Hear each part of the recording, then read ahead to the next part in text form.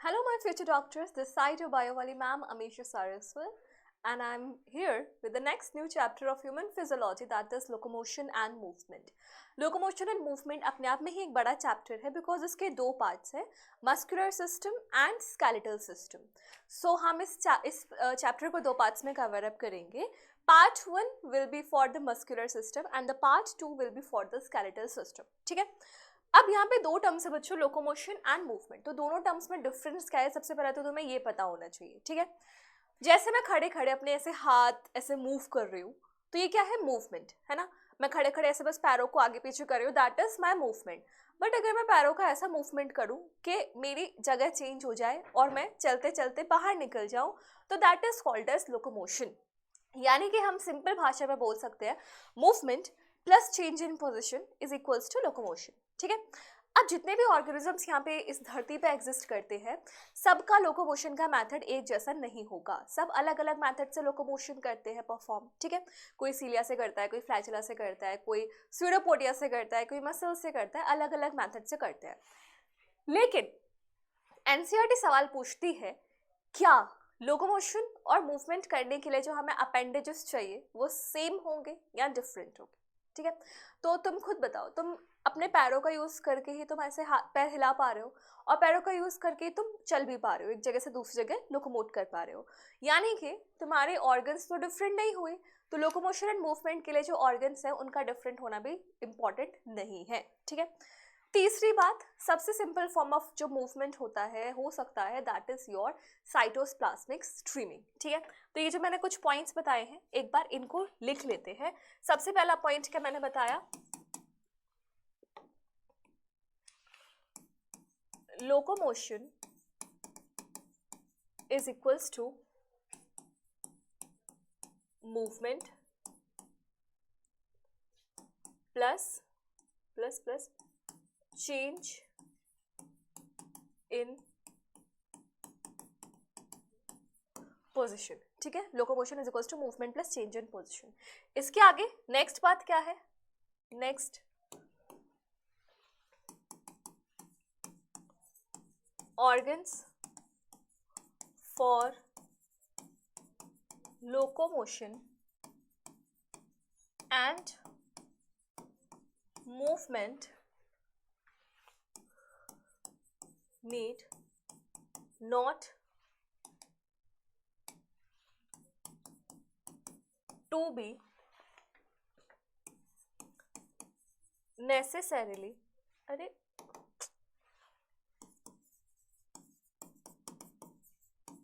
Different. दोनों का different होना बिल्कुल भी जरूरी नहीं है. ठीक है. तीसरी बात जो मैंने बताई वो क्या है, सिंपलेस्ट फॉर्म ऑफ लोकोमोशन, सबसे सिंपल फॉर्म क्या है, इज प्रोटोप्लाज्मिक स्ट्रीमिंग या फिर साइटोप्लाज्मिक स्ट्रीमिंग. प्रोटोप्लाज्म क्या होता है, साइटोप्लाज्म और न्यूक्लियोप्लाज्म का कॉम्बिनेशन है ना. तो ये यूज कर सकते हो, प्लाज्मिक या फिर साइटोप्लाज्मिक भी बोल सकते हैं, स्ट्रीमिंग. एंड इसी का दूसरा नाम होता है बच्चों साइक्लोसिस. ठीक है. साइक्लोसिस एग्जाम्पल होता है इसका अमीबा. ठीक है. अमीबा ऐसा हो जाता है.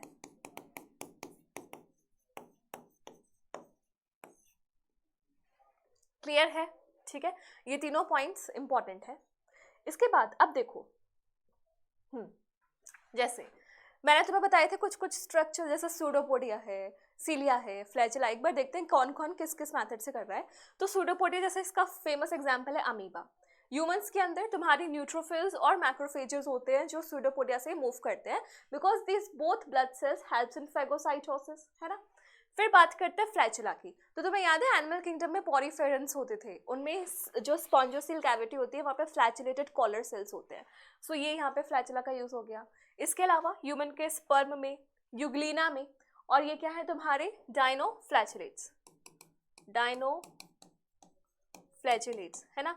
तो ये सब किससे कर रहे हैं मूवमेंट, अपना फ्लैचुला से. इसके अलावा और क्या हो सकता है, सीलिया. सीलिया का बहुत फेमस एग्जाम्पल पैरामीशियम तुम्हारे सामने है.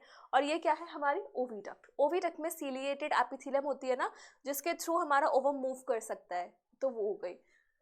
फिर मस्कुलर, मस्कुलर में हमारी बॉडी में कहाँ कहाँ होता है, लिम्ब का मूवमेंट कराना हो तो मसल्स चाहिए होती हैं, टंग का मूवमेंट कराना हो तो मसल्स चाहिए होती है, आईलिड्स का मूवमेंट कराना हो तो मसल्स चाहिए होते हैं। तो इन तीनों जगह पर, इन तीनों जगह के अलावा और भी बहुत सारी जगह हैं जहाँ पर मसल्स का इन्वॉल्वमेंट है। तो अलग अलग मेथड से हमारी जो बॉडी है उसके अलग अलग पार्ट्स में मूवमेंट परफॉर्म होता है। ठीक है, आगे बढ़ते हैं, बात करते हैं मसल्स की। देखो मसल है ना, मसल की कुछ बेसिक प्रॉपर्टीज होती हैं, जैसे कि यहाँ पे लिखी हुई है, क्या क्या, contractibility, elasticity, excitability, extensibility. Contractibility का मतलब क्या है, कॉन्ट्रैक्ट किया जा सकता है। एक्साइटेबिलिटी का मतलब क्या होता है, इसको स्टिमुलस मिलती है, एक्साइट हो जाती है, काम करना स्टार्ट कर देती है। इलास्टिसिटी मतलब खींचोगे तो वापस से रिकॉइल हो जाएगी। एक्सटेंसिबिलिटी मतलब it can be extended.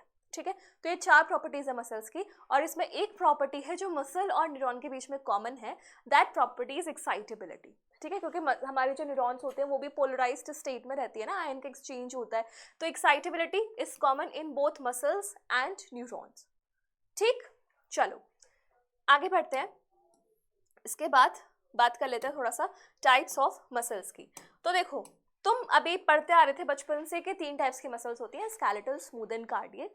But इस चैप्टर में मसल्स को 3 बेसिस पे क्लासिफाई किया गया है। ठीक है, पहला बेसिस क्या है, on the basis of location, on the basis of appearance and on the basis of their nature of regulation.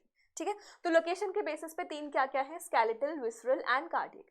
Skeletal जो बोन्स के साथ एसोसिएटेड है, विसरल जो बॉडी ऑर्गन्स के साथ एसोसिएटेड है, एंड कार्डियक जो हार्ट के साथ एसोसिएटेड है। यानी अगर हार्ट में कार्डियक मसल्स है तो ब्लड वेसल्स में भी कार्डियक मसल हो जाएगी? नहीं, ब्लड वेसल्स की जो लेयर होती है चूने का मीडिया, वहां पर स्मूथ मसल्स होती है। कार्डियक मसल मतलब केवल हार्ट में। अपीयरेंस के बेसिस पे स्ट्रिप्ड या फिर स्ट्राइटेड, जैसे कि स्केलेटल मसल्स और कार्डियक मसल देखने को मिलती है। दूसरा अनस्ट्रिप्ड या फिर नॉन स्ट्राइटेड, जैसे कि स्मूथ मसल्स देखने को मिलती है। फिर नेचर ऑफ रेगुलेशन, भाई कि वो तुम खुद से उनको कंट्रोल कर पा रहे हो या नहीं कर पा रहे हो। तो वॉलेंट्री एंड इनवॉलेंट्री। वॉलेंट्री हमारे सीएनएस के डायरेक्ट कंट्रोल में होती है, इनवॉलेंट्री सीएनएस के डायरेक्ट कंट्रोल में नहीं होती, वॉलेंट्री कंट्रोल में नहीं होती। ठीक है, तो कुल मिला के बात तो ये स्केलेटल, कार्डियक और स्मूथ मसल के इर्द गिर्द ही घूम रही है, बस हमने 3 अलग अलग बेसिस ले लिए हैं उनको क्लासिफाई करने के। आया समझ में? ये जो पूरा चैप्टर होगा वो पूरा चैप्टर स्केलेटल मसल्स के लिए होगा, ये दोनों मसल्स को हमें इतना डिटेल में नहीं करना। ठीक, चलो आगे बढ़ते हैं, बात करते हैं थोड़ा सा स्केलेटल मसल्स। जैसे मैंने अभी बताया, हम सब कुछ स्केलेटल मसल्स के बारे में ही पढ़ने जा रहे हैं। ठीक है, तो सबसे पहले हमारे पास एक बोन होगी,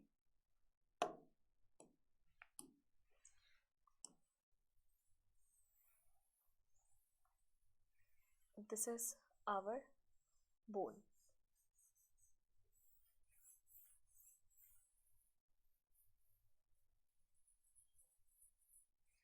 ठीक है, फिर ये मसल्स,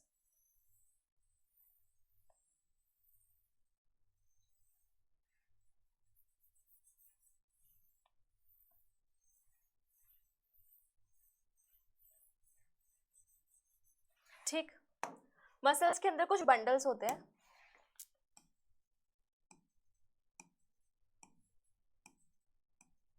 ऐसे। एक मिनट रुको बस,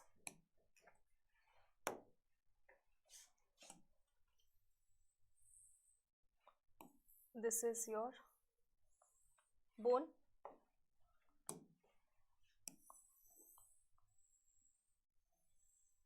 दिस इज योर मसल। ठीक है, इसके बाद ये क्या है, मसल बंडल्स।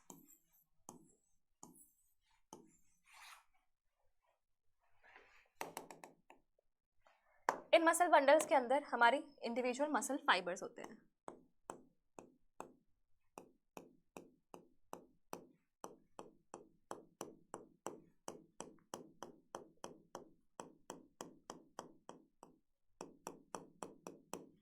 और इनके बाहर प्रेजेंट होते हैं हमारी कोलेजन फाइबर्स, कनेक्टिव टिश्यूज, ये सारी चीजें।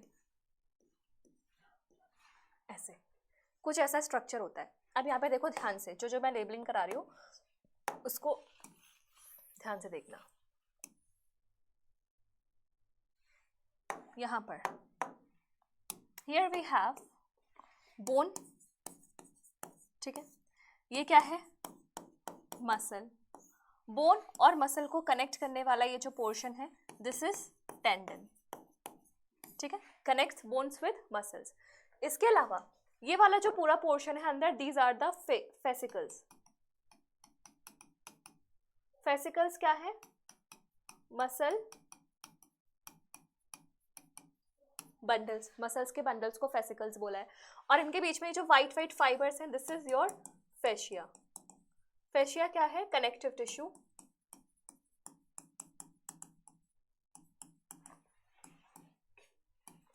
रिच इन कोलेजन फाइबर्स, और किसको सराउंड कर रहा है ये, मसल फेसिकल्स को, ठीक है, बंडल्स को।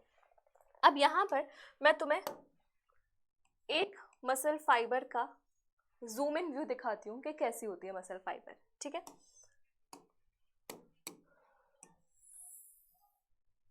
ये हमारी मसल फाइबर, इसके अंदर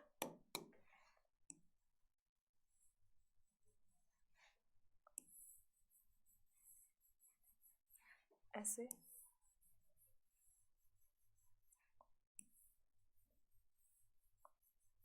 ठीक है, देन वी हैव कुछ ऐसा ऐसा अरेंजमेंट होगा,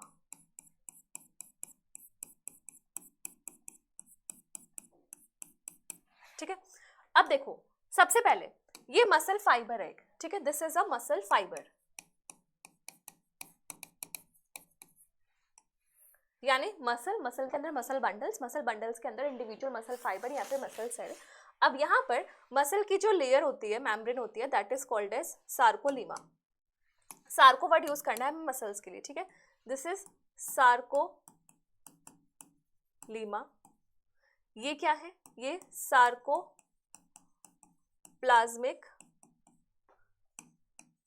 रेटिकुलम। एंडोप्लाज्मिक रेटिकुलम मसल्स के सार्कोप्लाज्मिक रेटिकुलम बोले जाते हैं। ये जो इसका साइटोप्लाज्म है, दिस इज द सार्कोप्लाज्म, ठीक है, सार्कोप्लाज्म क्या है, साइटोप्लाज्म। इसके बाद ये क्या है हमारे, दीज आर मायोफिब्रिल्स। मायोफिब्रिल्स क्या होते हैं, मसल फिलामेंट्स होते हैं, जिनको हम एक्टिन और मायोसिन नाम से जानते हैं, ठीक है, समझ में आया। अब यहाँ पर ये तुम्हें दिख रहा है कि ऑल्टरनेट डार्क लाइट बेंड्स है, तो पूछा जाता है इनका रीजन क्या है, ऑल्टरनेट डार्क लाइट बेंड्स का, ठीक है। ये हमारी पूरी स्केलेटल मसल की डिटेलिंग है। अब इस अंदर के पोर्शन को जूम इन करते हैं कि क्यों ऐसे ऑल्टरनेट बेंड्स देखने को मिलते हैं, ठीक है। तो क्या होता है, ध्यान से समझना।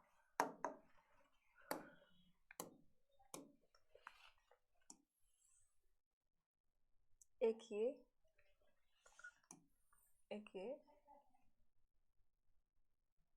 ठीक है,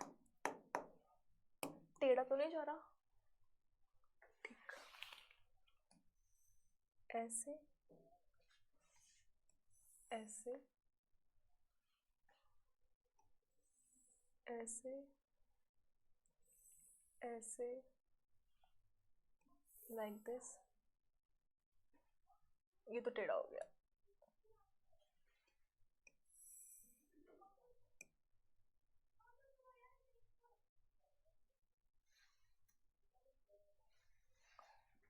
ठीक है।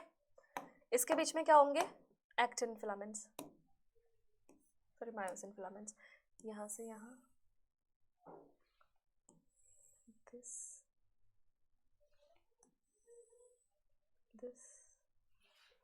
इधर की साइड भी होगा,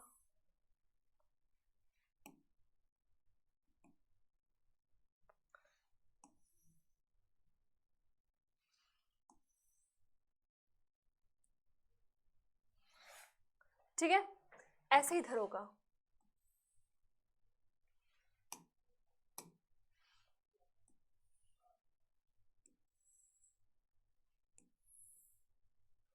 इस टाइप का अरेंजमेंट होता है, ठीक है। अब यहाँ जो तुम्हें व्हाइट लाइंस दिख रही हैं बच्चों, इनको हम बोलते हैं जेड लाइंस। ये जो व्हाइट लाइंस है, दीज आर जेड लाइन, ये वाली भी और ये वाली भी जेड लाइन, ठीक है। अब जेड लाइन से अटैच्ड ये जो येलो ऑरेंज कलर का बैंड है, दिस बैंड इज एक्टिन, मैं यहीं पे नाम लिख देती हूँ, ऑरेंज वाला बैंड एक्टिन है और ग्रीन वाला जो बेंड है वो मायोसिन है, ठीक है। Orange bend is actin and green bend is myosin. तो अब तुम्हें ये दिख रहा होगा जेड लाइन के इधर वाला पूरा पोर्शन जहाँ पे केवल एक्टिन एक्टिन होता है, इसे बोलते हैं हम आई बेंड, ठीक है। क्या बोलते हैं हम? आई bend.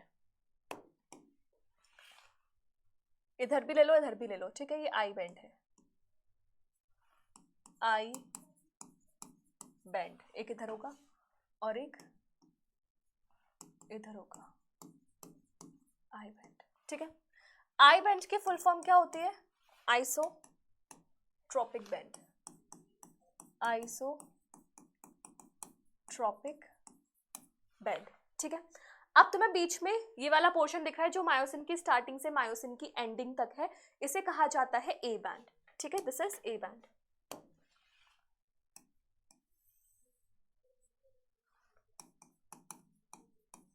A band is anisotropic band, ठीक है। अब यहां पर भी इधर भी बात खत्म नहीं हुई, यहां पर तुम्हें दिख रहा होगा ये वाला पोर्शन,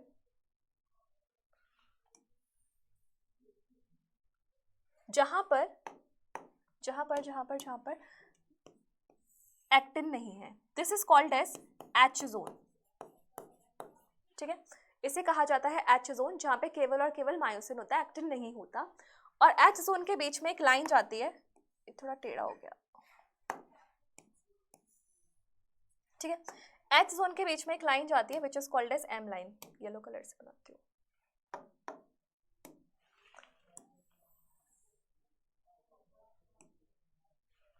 दिस इज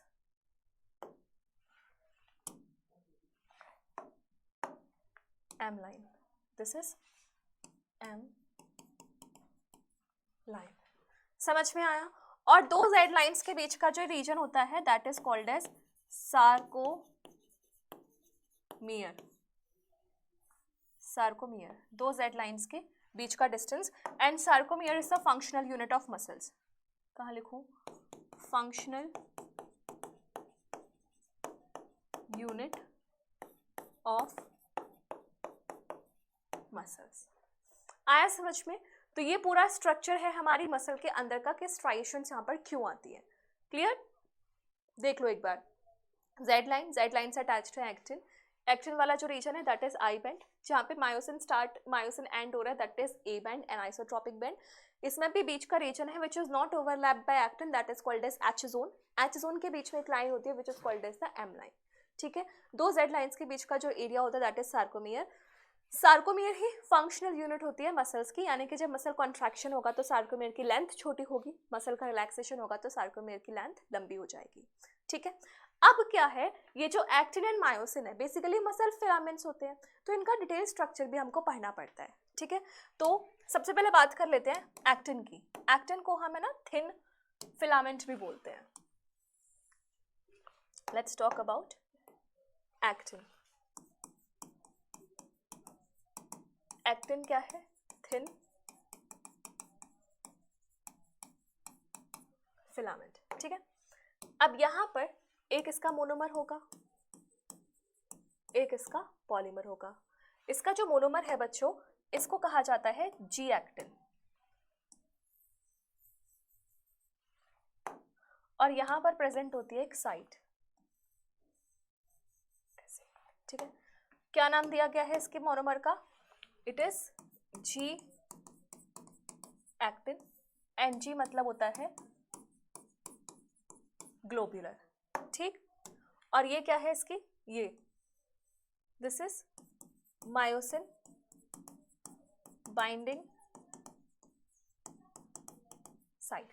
देखो सिंपल है, मसल कॉन्ट्रैक्शन के लिए क्या होता है, एक्टिन और मायोसिन को एक दूसरे के टच में आना पड़ेगा, तो उसके लिए जरूरी है कि एक्टिन के पास मायोसिन से बाइंड करने की साइट हो और मायोसिन के पास एक्टिन से बाइंड करने की साइट हो। तो यहाँ पर जी एक्टिन के पास मायोसिन बाइंडिंग साइट है जहां से वो मायोसिन से बाइंड कर सकता है। वहीं अगर मैं बात करूं इसके पॉलीमर की,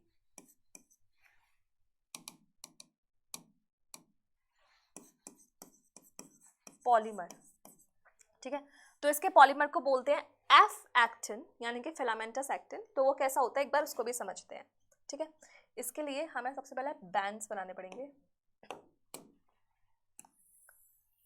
ऐसे थोड़ा सा थिक,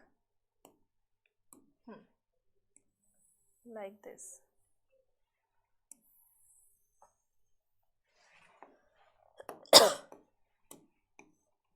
ऑरेंज,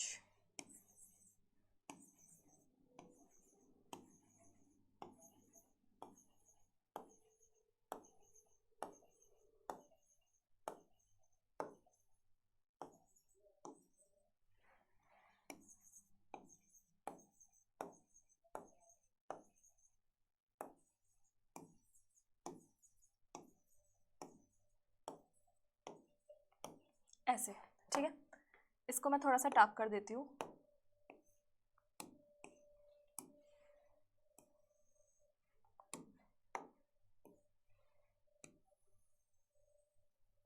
ऐसे।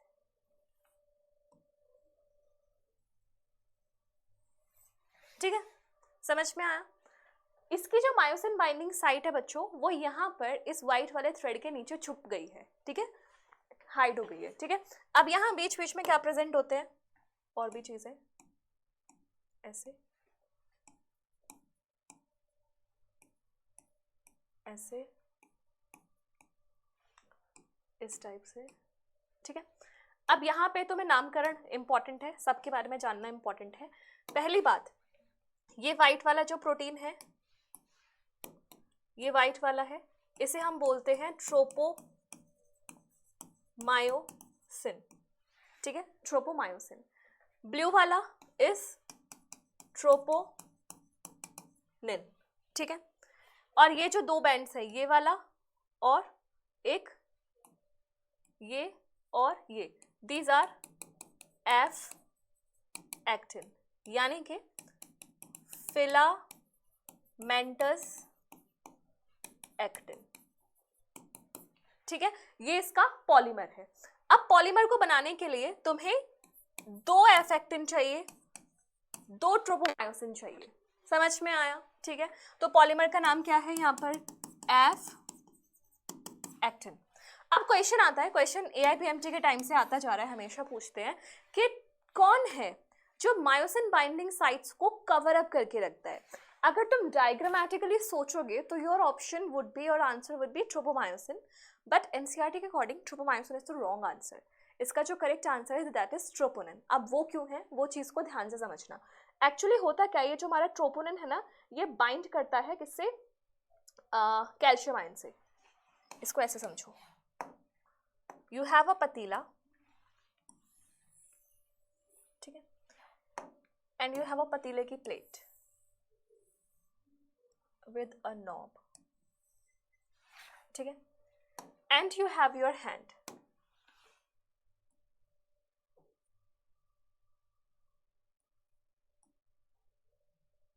इस टाइप से, ये तुमने हैंड से उसको पकड़ा, ठीक है। So here your hand is calcium ion, ठीक है। Your knob, this knob is troponin, ये नीचे की प्लेट इज ट्रोपोमायोसिन, और ये जो अंदर का एम्प्टी स्पेस है this is myosin binding site, ठीक है। अब हो क्या रहा है, तुम्हें इस पतीले को खोलना है, यानी कि you have to expose myosin binding sites. तो ट्रोपोनिन बाइंड करता है कैल्शियम से, तो ट्रोपोनिन कैल्शियम, ये कैल्शियम से, कैल्शियम जो तुम्हारा हाथ है वो ट्रोपोनिन को उठाएगा, यानी कि नॉब को उठाएगा। अब नॉब उठेगी तो ढक्कन प्लेट अपने आप ही उठ जानी है, यानी कि अगर ट्रोपोनिन हटेगा, ट्रोपोमायोसिन अपने आप ही खिसक जाएगा, यानी कि डायरेक्ट जो उसका कंट्रोल है उसको कौन संभाल रहा है, ट्रोपोनिन, ठीक है। इसलिए troponin is the answer, tropomyosin answer नहीं होगा। समझ में आ रहा है मैं क्या बोल रही हूँ, यहाँ पे मैं ये बोल रही हूँ कि यहाँ ये जो नॉब है,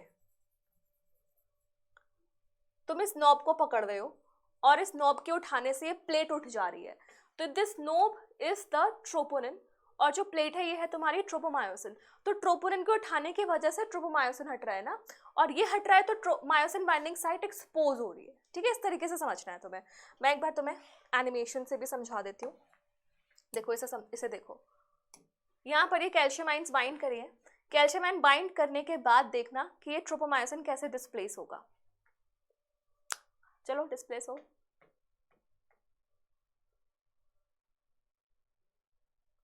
तुम आगे भाग गए, रुक जाओ 1 सेकेंड।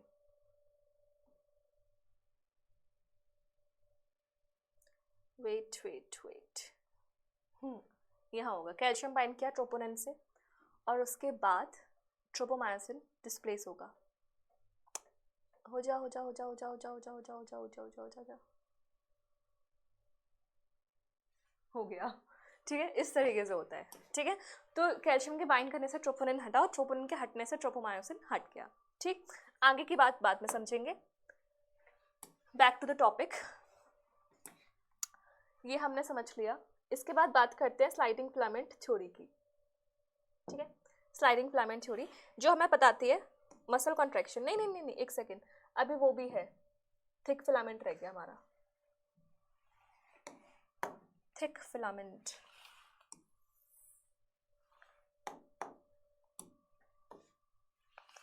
मायोसिन,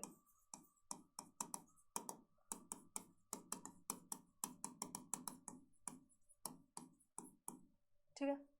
मायोसिन का जो मोनोमर है उसको हम नाम देते हैं meromyosin, meromyosin. So its monomer is meromyosin. और इस मेरोमायोसिन के 2 पार्ट्स होते हैं, HMM एंड LMM। क्या है ये? इसके पार्ट्स हैं। ठीक है, HMM is heavy meromyosin and LMM is light meromyosin, heavy meromyosin and light meromyosin. आगे का समझने से पहले एक बार हमें स्ट्रक्चर समझना पड़ेगा।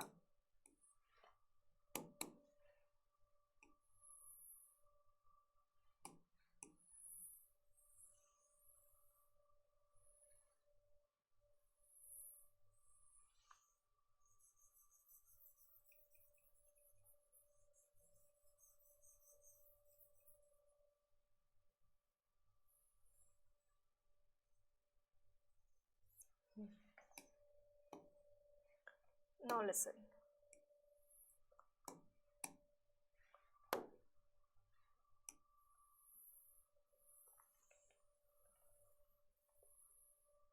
ऐसे ऐसे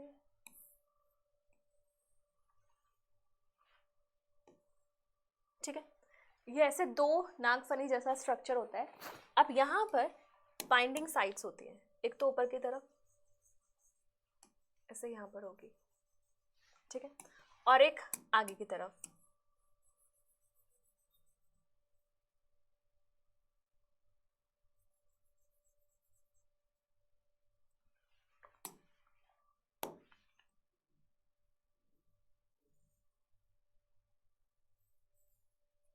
ठीक है, नाउ लिसन, ये जो साइट्स हैं these are myosin binding sites. ठीक है, मायोसिन से बाइंड करने की साइट है। और ये जो पिंक कलर में साइट है this is ATP binding site, यहां पर ATP बाइंड करती है। ठीक है, ऊपर वाला जो पोर्शन है बच्चों, this part is basically your head, ये हेड है, ये क्या है, शॉर्ट आर्म, और ये जो नीचे वाला पूरा पोर्शन है दिस इज द टेल। ठीक है, और ये स्ट्रक्चर क्या है, ये मेरोमायोसिन, ये मेरोमायोसिन है। तो मेरोमायोसिन में हेड, शॉर्ट आर्म और टेल होता है।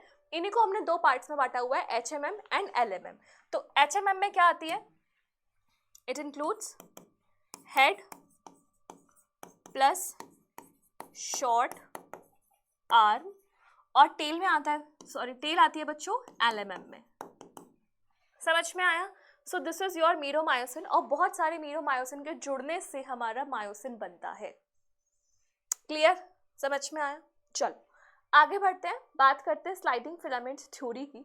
तो स्लाइडिंग फिलामेंट थ्योरी जब तुम पढ़ोगे तो वहां पे ना 2 टर्म्स दिए हुए हैं, एक है मोटर यूनिट और एक है मोटर एंड प्लेट। तो दोनों में डिफरेंस क्या है वो समझो। हमारी जो मोटर न्यूरॉन है, मोटर न्यूरॉन क्यों बोल रहे हैं, क्योंकि सीएनएस से कॉन्ट्रैक्शन का सिग्नल तो यही लेके आएगी। तो मोटर न्यूरॉन की जो साइनेप्टिक नोब्स है वो मल्टीपल मसल्स के साथ न्यूरोमस्कुलर जंक्शन बना सकती है। तो एक मोटर न्यूरॉन कितनी मसल्स के साथ जंक्शन बना रही है उसे तो तुम मोटर यूनिट बोल दोगे। और यहाँ पर इंडिविजुअल मसल की सार्कोलेमा के साथ जो जंक्शन बन रहा है that is called as motor end plate. So motor unit सब मिला के and motor end plate is for the single skeletal muscle की सार्कोलेमा के साथ जो जंक्शन बन रहा है। ठीक है, हालांकि इसको हम इंटरचेंजेबली यूज कर देते हैं बट थोड़ा सा माइन्यूट डिफरेंस है जो तुम्हें पता होना चाहिए for your NEET perspective. Clear, समझ में आया। अब होता क्या है, ये जो हमारी मोटर न्यूरॉन है, ध्यान से देखना, ये जो हमारी मोटर न्यूरॉन है इसके सिनैप्टिक नोब से न्यूरोट्रांसमीटर्स निकलते हैं और यहाँ पे उस न्यूरोट्रांसमीटर का नाम है एसिटाइलकोलिन, ACH।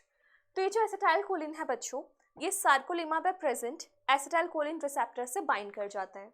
अब ये बाइंडिंग होगी तो बाइंडिंग की वजह से क्या होगा, ये जो न्यूरोट्रांसमीटर रिसेप्टर कॉम्प्लेक्स है it will initiate a signal जिसकी वजह से सार्कोप्लाज्मिक रेटिकुलम, जिसको हम store house of calcium ions बोलते हैं, वहां से कैल्शियम का इफ्लक्स हो जाएगा। इस चीज को भी मैं लिख देती हूँ, दैट सार्कोप्लाज्मिक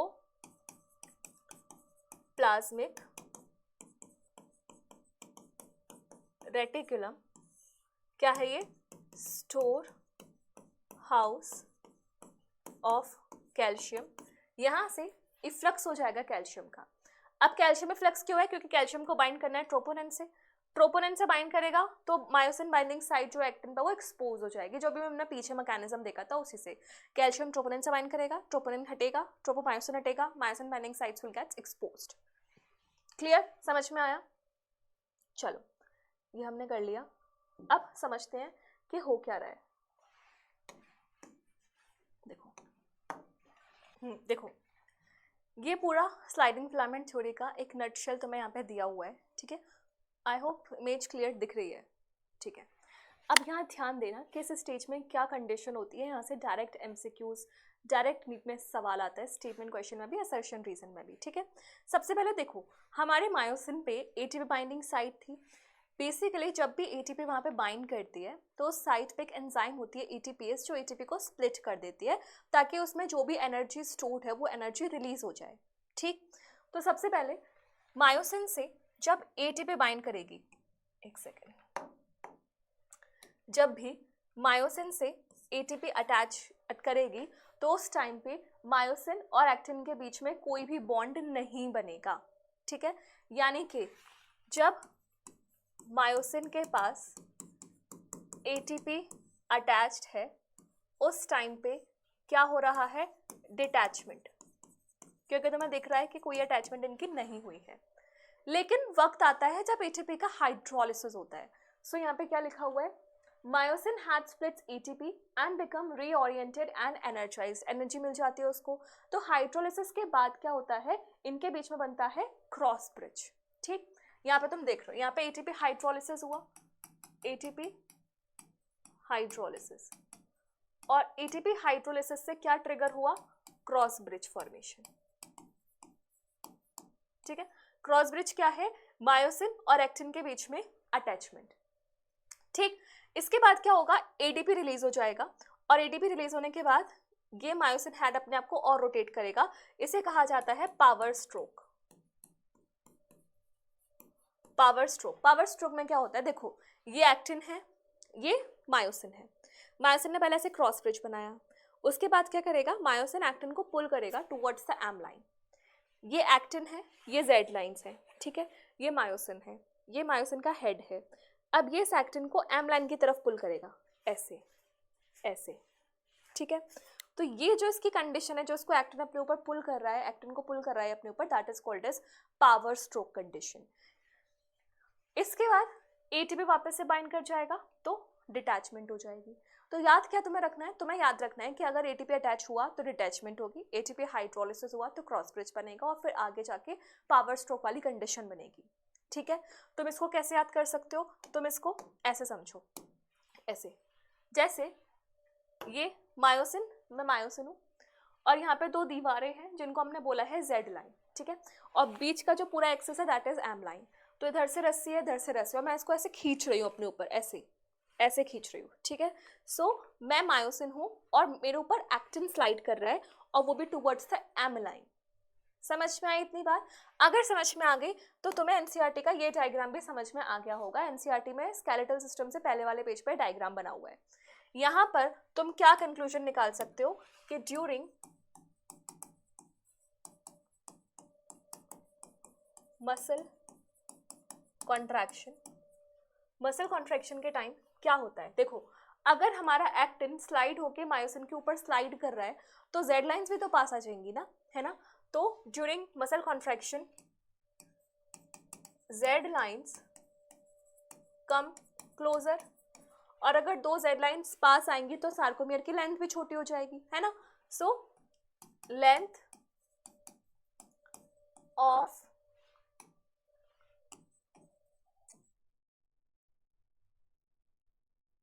सार्कोमियर की लेंथ डिक्रीज होने के साथ साथ यहाँ पे आई बैंड भी डिक्रीज होगी। कैसे? तुम्हें पता है, एक्टिन क्योंकि मायोसिन के ऊपर ज्यादा ओवरलैप हो रहा है तो जो फ्री एक्टिन वाला स्पेस है वो खत्म हो जाएगा, ठीक है। So I band will decrease, A band will be constant. क्यों है कांस्टेंट?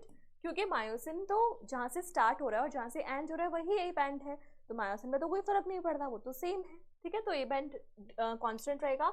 बात करें अगर एच जोन की, तो एच जोन डिक्रीज करेगा। क्यों डिक्रीज करेगा? क्योंकि तुम देख रहे हो कि एक्टिन स्लाइड कर रहा है मायोसिन पे, वो भी टुवर्ड्स एम लाइन। तो एम लाइन के इर्द गिर्द ही तो एच जोन होता है ना। तो एच जोन क्या था? जिसमें बस मायोसिन और एक्टिन ना हो। ओवरलैपिंग की वजह से एच जोन क्या हो जाएगा? डिक्रीज हो जाएगा, ठीक है। तो ये कुछ वो है तुम्हारे की पॉइंट्स है मसल कॉन्ट्रैक्शन पे। और यहाँ पे नीट में क्वेश्चन पक्के आते हैं, नीट के लिए 2025 के लिए भी ये बहुत इंपॉर्टेंट है। समझ में आया? ठीक है। अगर रिलैक्सेशन करना है तो सब चीजें उल्टी हो जाएंगी, प्रोपोनेन से कैल्शियम हट जाएगा, सार्कोप्लाज्मिक रेटिकुलम में चला जाएगा, सारी चीजें वही हो जाएंगी, मसल वापस से रिलैक्स कंडीशन में आ जाएगी। अभी कहानी यहीं पे खत्म नहीं होती है। हमारी जो मसल फाइबर्स है स्केलेटल वाली, इनकी दो कैटेगरीज है। These are of two types.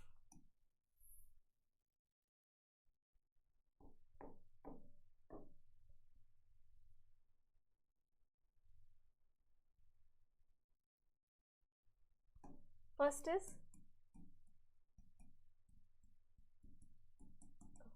Red muscle fibre और white muscle fibre.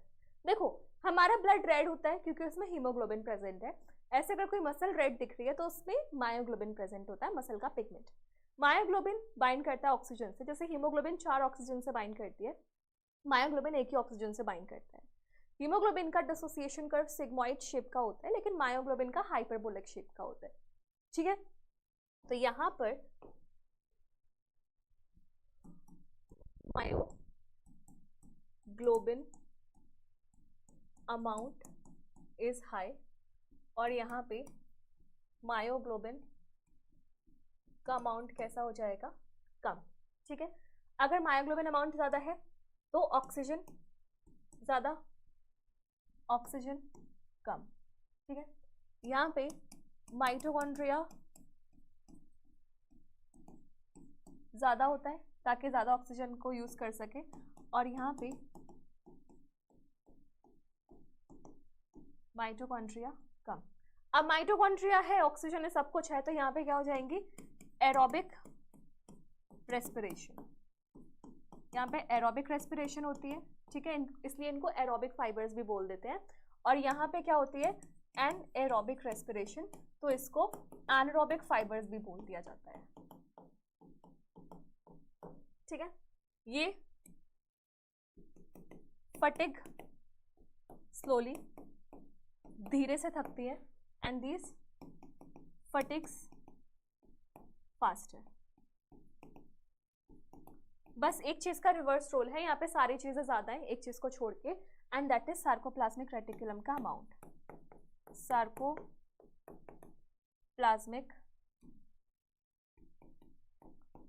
Reticulum is less और यहाँ पर सार्कोप्लाज्मिक रेटिकुलम इज हाई। आया समझ में? Red muscle fibre, white muscle fibre, ये भी इंपॉर्टेंट है, यहाँ से भी क्वेश्चन आ जाता है, तो मैं सब याद रखना है कि सार्कोप्लाज्मिक रेटिकुलम यहाँ पे उल्टा हो जाता है, बाकी सारी चीजें यहाँ पे हाई है, ठीक है। So this was for the muscle वाला पार्ट, पूरा हो गया। इसके बाद है part 2, skeletal muscles, sorry skeletal system. तो यहाँ पर हम अपनी बॉडी की सारी हड्डियों के बारे में पढ़ेंगे पार्ट 2 के बारे में, तो बने रहो। तो चलो अब नेक्स्ट पार्ट स्टार्ट करते हैं, which is your skeletal system. Skeletal system में हमें लगता है कि केवल बोन्स इंक्लूडेड होंगी, बट ऐसा नहीं है। स्केलेटल सिस्टम के दो कंपोनेंट्स होते हैं, बोन्स एंड कार्टिलेज। तो एक बार देखते हैं कि दोनों ही चीजों में डिफरेंसेस क्या क्या है और कैसे पूरा हमारा स्केलेटल सिस्टम बिल्ड अप है।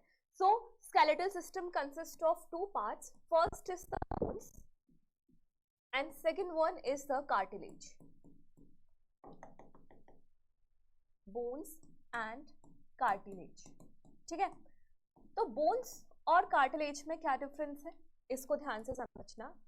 बोन्स की इन डिटेल अल्ट्रा स्ट्रक्चर हमने structural organisation in plants animals वाले चैप्टर में कवर अप करना है, क्योंकि वहाँ पे हम टाइप्स ऑफ टिश्यू को ही डिटेल में पढ़ रहे हैं, तो वो वाला पार्ट में डिटेल में नहीं करा रही हूँ, यहाँ पे ऊपर ऊपर से बात करते हैं। तो बोन्स का जो मैट्रिक्स होता है बच्चों, वो हार्ड होता है एज कम्पेयर टू कार्टिलेज, क्योंकि कार्टिलेज का matrix is relatively soft.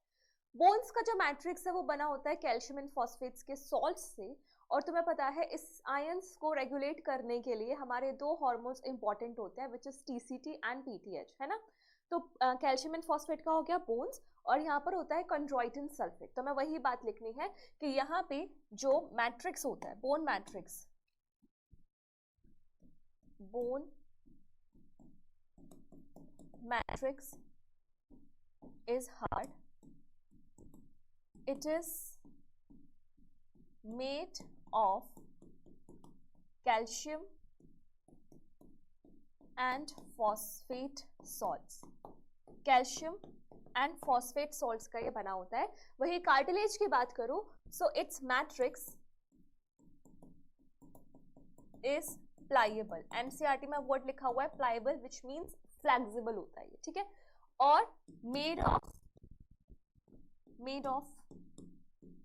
chondroitin sulphate, ठीक है। इसके अलावा बोन्स के जो सेल्स होते हैं बच्चों, हमने उस चैप्टर में पढ़ा हुआ है, these are made up of osteocytes. तो फिर कार्टिलेज के सेल्स क्या हो जाते हैं, कॉन्ड्रोसाइट्स, ठीक है। So these cells, bone cells का नाम क्या है, ऑस्टियोसाइट्स, एंड कार्टिलेज सेल्स का नाम क्या है, कॉन्ड्रोसाइट्स।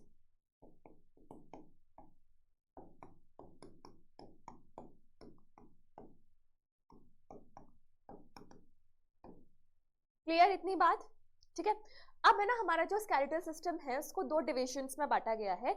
एक तो वो पार्ट जो हमारी बॉडी के बिल्कुल एक्सिस पे है, बीचों बीच में है, और एक वो पार्ट जो हमारी मेन बॉडी एक्सिस से साइड में लाई करता है। So skeletal system have two parts, axial skeleton and appendicular skeleton, जिनको टुगेदर कंबाइन करके हमारी आती है 206 बोन्स, ठीक है। तो एक बार देखते हैं कैसे वो डिविजन है। यहाँ पे तुम्हारी सारी जो बोन्स हैं उनके नाम तुम्हें थोड़ा सा याद हो जाएंगे। सो we have skeletal system and skeletal system के दो divisions है, axial skeleton, appendicular skeleton।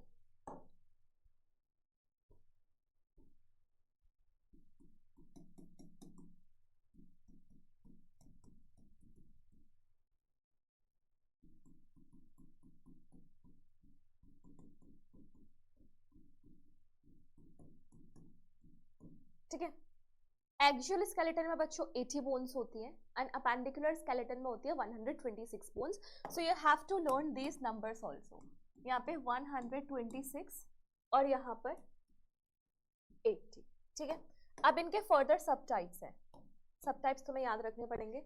यहाँ पर है skull bone, then we have नीचे hyoid bone, ear ossicles,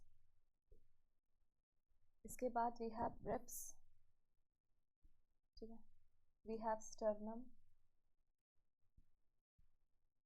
and we have vertebral column.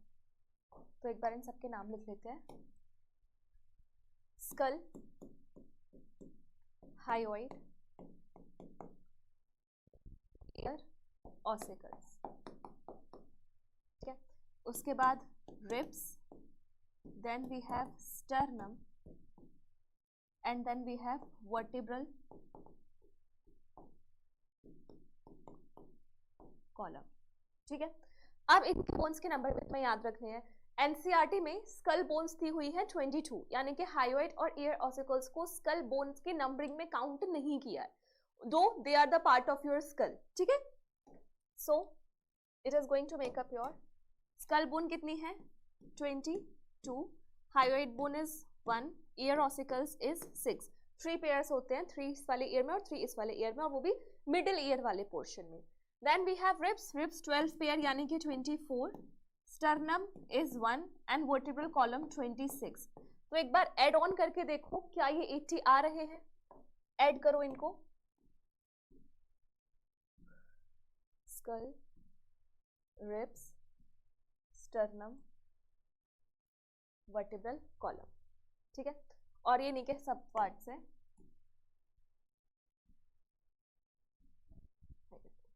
ठीक है. इसके बाद अपेंडिकुलर स्केलेटन की बात कर लेते हैं थोड़ा सा. अपेंडिकुलर स्केलेटन, तो इसमें क्या क्या चीजें आती हैं? It includes girdles and limbs. ठीक है. गर्डल्स में भी 2 आते हैं, पेक्टोरल गर्डल और पैल्विक गर्डल. लिम्स में फोरलिम्ब एंड हाइंड लिम्ब. चलो अब इनके नाम लिख देते हैं. क्या क्या चीजें आ रही है? एक आ रहे हैं गर्डल्स और एक आ रही है लिम्स. ये तो इसके पहले 2 मेजर कैटेगरीज हो गई, 2 मेजर कैटेगराइजेशन हो गया अपेंडिकुलर स्केलेटन का, गर्डल्स एंड लिम्स. ठीक है. अब इनके फर्दर सब टाइप है. एक आता है पेक्टोरल गर्डल और एक आता है बच्चों पेल्विक गर्डल. ठीक है. पेक्टोरल गर्डल तुम्हारा शोल्डर वाला जो गर्डल होता है, और पेल्विक गर्डल नीचे पेल्विक कैविटी वाला जो गर्डल होता है. ठीक है. अब यहाँ पर तुम्हें इनके नंबर भी याद होने चाहिए. पेक्टोरल गर्डल में बच्चों 4 बोन्स होती है और पेल्विक गर्डल में होती है 2 बोन्स, यानी कि गर्डल्स में टोटल बोन्स कितनी हो जाएंगी? 6. ठीक है. तो गर्डल्स में pectoral girdle and pelvic girdle. वही अगर मैं लिम्स की बात करूं, सो वी हैव, एक second, we have a forelimb and we have 2 hind limb. 2 forelimb होते हैं और 2 हाइंड लिम्ब होते हैं. एक फोरलिम्ब में 30 बोन्स होती हैं तो दोनों की मिला के 60 हो जाएंगी. ऐसे एक हाइंड लिम्ब में 30 बोन्स होते हैं तो दोनों की मिला के 60 हो जाएंगी. ठीक है. तो इनका टोटल नंबर कितना हो जाना है? फोरलिम्ब का 60, हाइंड लिम्ब का 60. तो यहाँ पे लिम्स का टोटल नंबर कितना हो जाएगा? 120. तो 120 एंड 6 मेकिंग इट 126. तो ये टोटल नंबर ऑफ बोन्स हैं जो हमारे स्केलेटल सिस्टम में देखने को मिलती हैं. समझ में आया? एक बार तुम चाहो तो इसका स्क्रीनशॉट ले लो, इंपॉर्टेंट है. ठीक. चलो आगे बढ़ते हैं. अब एक एक बोन को हमें डिटेल में पढ़ना है, किस बोन की कहाँ लोकेशन है, क्या उसके बारे में इंटरेस्टिंग चीजें हैं, सारी चीजें हमें पढ़नी है. तो सबसे पहले बात कर लेते हैं, ये हो गया हमारी स्कल बोन्स की. तो देखो हमारा जो पूरा स्कल है ना, इसमें 2 टाइप्स की बोन्स मिलती हैं. एक होती है हमारी क्रेनियल बोन, एक होती है हमारी फेशियल बोन. जैसे तुम्हें इस डायग्राम से दिख रहा है, ये पूरा जो पार्ट है ये क्रेनियल बोन है. क्रेनियल बोन क्यों बोला है? क्योंकि हमारी ये ब्रेन को सराउंड करते हैं. और यहाँ पर ये फेशियल बोन्स की तुम देख पा रहे हो केवल फेस वाले पोर्शन को बना रहे हैं, इनका क्रेनियम से कोई लेना देना नहीं है. So we have cranial bones and we have facial bones. Cranial bone का नंबर कितना है? 8. फेशियल बोन्स का नंबर कितना है? 40. ठीक है. ये बोन्स मुझे भी याद है तो तुम्हें भी याद होने चाहिए. अभी लिखेंगे दोनों मिलके. ठीक है. सुनो, सबसे पहले क्रेनियल बोन की बात बताओ. तो सामने जो तुम्हारा फोरहेड बना रही है ना, ये वाली बोन है फ्रंटल और इसका नंबर है 1. ठीक है. जहाँ से तुम बीच में पार्टीशन निकालते हो, दो सेरेब्रल हेमिस्फीयर होते हैं, तो दो सेरेब्रल हेमिस्फीयर को कवर अप करती है दो पेराइटल बोन्स, ठीक है। उसके बाद ईयर के साइड में यहाँ पर प्रेजेंट होती है टेम्पोरल बोन, पीछे की तरफ यहाँ ये प्रेजेंट होती है ऑसिपिटल बोन, 1 इन नंबर, ठीक है। तो we have 1 frontal done, wait a second, 1 frontal done, 2 parietal, side में 2 टेम्पोरल, पीछे एक ऑसिपिटल। अब आती है स्फेनॉइड और इथमॉइड, इस लेवल से स्टार्ट होके सीधे अंदर तक जाती है, यहाँ पे एंड होती है स्फेनॉइड बोन, और स्फेनॉइड बोन के बीच में कैविटी होती है सेला टर्सिका, जिसमें पिट्यूटरी ग्लैंड आके रेस्ट करती है, ठीक है, स्फेनॉइड बोन। उसके बाद जैसे सुपर खा की नोज काटी थी ना, तो जो ब्लड निकला था, तो नोज और ब्रेन की कैविटी को सेपरेट करने वाली जो बोन होती है that is the ethmoid bone, इसका नंबर होता है 1, ठीक है, ethmoid bone. So we have 1 sphenoid and 1 ethmoid, ठीक है। अभी लिखेंगे, पहले एक बार फेशियल बोन्स और देख लेते हैं। फेशियल बोन्स का नंबर कितना है 14 and they are going to make the part of the face, ठीक है। तो यहाँ पर सबसे पहले तुम देखो नेजल बोन, अपना इधर और इधर वाले जो बोन्स है ना नाक नोज के ऊपर, these are the nasal bones, ठीक है। उसके बाद ये हो गया लेक्राइमल बोन की बात करते हैं। यहाँ पर बिल्कुल आईज के कॉर्नर पे तुम टच करो, तुम्हें कुछ महसूस होगा, एक लंबी सी लाइन सी महसूस होगी अंदर की तरफ। बेसिकली ऐसा होता है, आइस के किनारे पे ना एक ग्लैंड होती है, और ये ग्लैंड की डक्ट होती है ऐसे दोनों आइस के किनारों पर, ये होती है लेक्राइमल ग्लैंड, जहाँ से टीयर सिक्रीट होता है। तो ये लेक्राइमल ग्लैंड जिस बोन के अंदर प्रेजेंट होती है that is the lacrimal bone. So lacrimal bone का काम है लेक्राइमल ग्लैंड्स को ऑक्यूपाई करके रखना, ठीक है। तो इनका नंबर कितना हो जाएगा 2, एक यहाँ एक यहाँ। उसके बाद इंफीरियर नेजल कॉन्का, इंफीरियर मतलब नीचे, तो नेजल कैविटी के अंदर है ना कुछ राउंडेड स्वेलिंग्स होती है जिनको हम बोलते हैं नेजल कॉन्के। तो इंफीरियर नेजल कॉन्के ये तुम्हें दिख रहा है ग्रीन पार्ट से, ठीक है। Then we have maxilla and mandible, लड़कों को जो जॉ बनाने का, जॉ लाइन बनाने का जो शौक है दैट इज मैंडिबल, एक होती है यहाँ से स्टार्ट और यहाँ पे एंड। और मैक्सिला नोज के नीचे, ये तुम्हें जो डिप्रेशन दिखता है ना, इसके बिल्कुल बीचों बीच से स्टार्ट होती है और यहाँ तक जाती है तुम्हारी maxilla. Maxilla is the upper jaw, कितना नंबर है 2।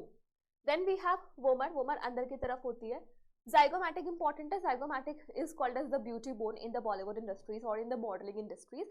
zygomatic is the cheek bone। तो तुम्हें दिख रहा है ये वाले जो prominent आजकल लोग करवाते हैं अपने आप को ब्यूटीफाई करने के लिए, तो that is the zygomatic bone। Then we have the palatine, palatine भी अंदर की तरफ होता है, वो तो मैं तुम्हें कैसे दिखाऊं, वोमर और पैलेटाइन अंदर की तरफ होती है, बकल कैविटी की रूफ वगैरह बनाने का काम करती है, ठीक है। तो अब तुम्हें लिखना है, अपने हाथों से लिखना है इस चीज को, ताकि चीजें याद हो, ठीक है। मैं यहाँ लिख रही हूँ, तुम अपनी नोटबुक में लिखोगे। किसके बारे में बात कर रहे हैं हम, स्कल बोन्स, ठीक है। और स्कल बोन्स के कितने डिवीजन हमने अभी करे, 2 division.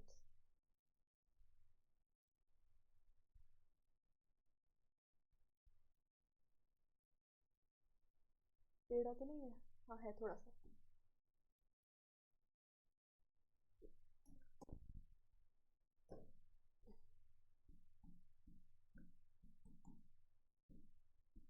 cranial bones and your facial bones। facial bones का नंबर 14, cranial bones का नंबर 8, ठीक है। तो अब cranial bones के नाम लिखते हैं, name and number.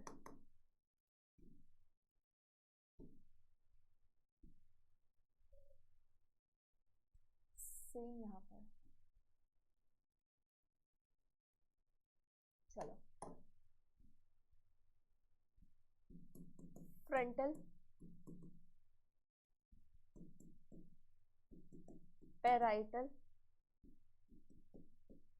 Temporal, occipital, then your sphenoid and ethmoid, ठीक है। फ्रंटल सामने, पैराइटल ऊपर, टेम्पोरल साइड में, ऑसिपिटल पीछे, स्फेनॉइड यहाँ से शुरू यहाँ पे खत्म, यहाँ तुम्हें दिख रही होगी मैं, और इथमॉइड नोज के ऊपर की तरफ बनाती है, ठीक है। फ्रंटल का नंबर कितना है 1, parietal is 2, temporal is 2, occipital is 1, sphenoid is 1 and ethmoid is 1. So 2 3 4 5 6 7 8 8 bones हो गई तुम्हारी कौन सी वाली, क्रेनियल बोन्स। ठीक है, बात करते हैं फेशियल बोन्स की। तो फेशियल बोन्स में तुम्हें सबसे पहले लिखनी है प्राइमल बोन। ठीक है, लैक्रिमल के बाद नेजल, उसके बाद inferior nasal conchae, inferior nasal conchae हो गया। उसके बाद तुम्हें लिखनी है zygomatic, then we have maxilla, then we have mandible, then we have vomer, then we have palatine. ठीक है, और कुछ बचती है? चलो ठीक है, एक बार इनका नंबर और लिख लेते हैं, पता चल जाएगा। लैक्राइमल कितनी थी 2, नेजल कितनी थी 2, nasal conchae 2, zygomatic 2, maxilla 2, mandible 1, vomer 1, palatine 2। तो 2 3 4 5 6 7 8 9 10 11 12 13 14। तो तुम्हारे सामने 14 फेशियल बोन्स और हमने 8 क्रेनियल बोन्स लिख दिया। तुम्हें याद करना है, स्क्रीनशॉट ले लो और अच्छे से याद करो इनको। ठीक है, ओके। इसके बाद आगे बढ़ते हैं और बात करते हैं दो इंपॉर्टेंट बोन्स की, which is hyoid bone and the ear ossicles. तो तुम पहले ये वाला डायग्राम देखो, ये वाला डायग्राम। तुम्हें इस पूरे डायग्राम में ये वाली बोन दिख रही है, एक अकेली बोन पड़ी हुई है जो किसी दूसरी बोन से अटैच नहीं कर रही है। देखो बोन्स के केस में ना, जब भी तुम्हें बताना है कि बोन और बोन अटैच कर रही है, so you have to use the word articulate, articulation. तो हायोइड बोन किसी भी दूसरी बोन से आर्टिकुलेशन नहीं कर रही, सिंगल बोन है, यू शेप की पड़ी होती है। तो इसका काम क्या होता है? इसका काम होता है टंग की मसल्स से अटैचमेंट। ठीक है, तो यही तुम्हें हायोइड बोन के बारे में कुछ स्पेशल चीजें लिखनी है। पहली बात, हायोइड बोन का नंबर कितना है 1। ठीक है, so it is single U shaped bone present at base of buccal cavity, does not articulate with any other bone, किसी दूसरी बोन से आर्टिकुलेट नहीं करती है हमारी हायोइड बोन। ठीक है, and attachment of tongue muscles। ठीक है, टंग की मसल्स यहाँ से अटैच करते हैं, कोई दूसरी बोन इससे आर्टिकुलेट नहीं करती। वही अगर मैं बात करूँ ईयर ऑसिकल्स की, तो ईयर ऑसिकल्स पहली बात कहाँ होती है, थोड़ा सा इसका भी आइडिया लो। ये तुम्हारा एक्सटर्नल ईयर, ये तुम्हारा ईयर ड्रम। ठीक है, ईयर ड्रम के बाद जो अंदर वाला पोर्शन है दैट इज टिम्पैनम। ठीक है, और यहाँ पे फिर प्रेजेंट हो जाता है तुम्हारा इंटरनल ईयर, कुछ ऐसा इस टाइप से। ठीक है, तो इस पूरे पोर्शन के बीच में जो तुम्हारी बोन्स हैं दैट इज योर क्या, ईयर ऑसिकल्स। ठीक है, तो कैसी होती है, कुछ ऐसी।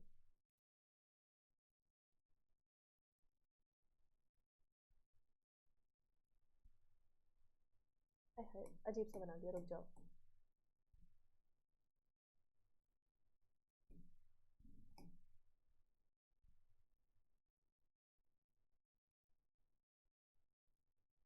इस टाइप से। ठीक है, these are the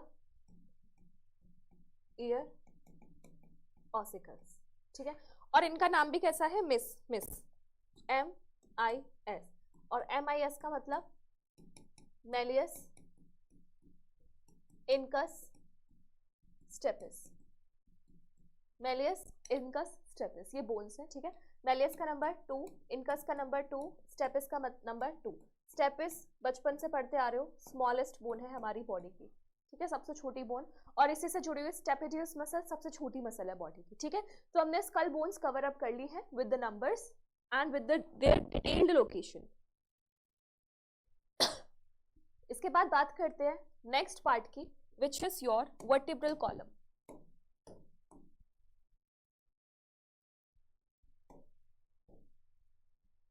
vertebral column. ठीक है, अब देखो हमारी जो रीढ़ की हड्डी होती है बच्चों, इस रीढ़ की हड्डी को अलग अलग जोन्स में बांटा हुआ है। ठीक है, और हर जोन के हिसाब से उसके अलग अलग नंबर भी हैं। जैसे ये जो गर्दन वाली बोन्स हैं इनको हम बोलते हैं सर्वाइकल बोन।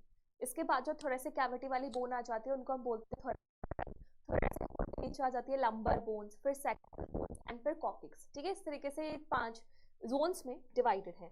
तो इनका नंबर याद होना चाहिए, सबसे इंपॉर्टेंट है। ठीक है, so first of all name and number.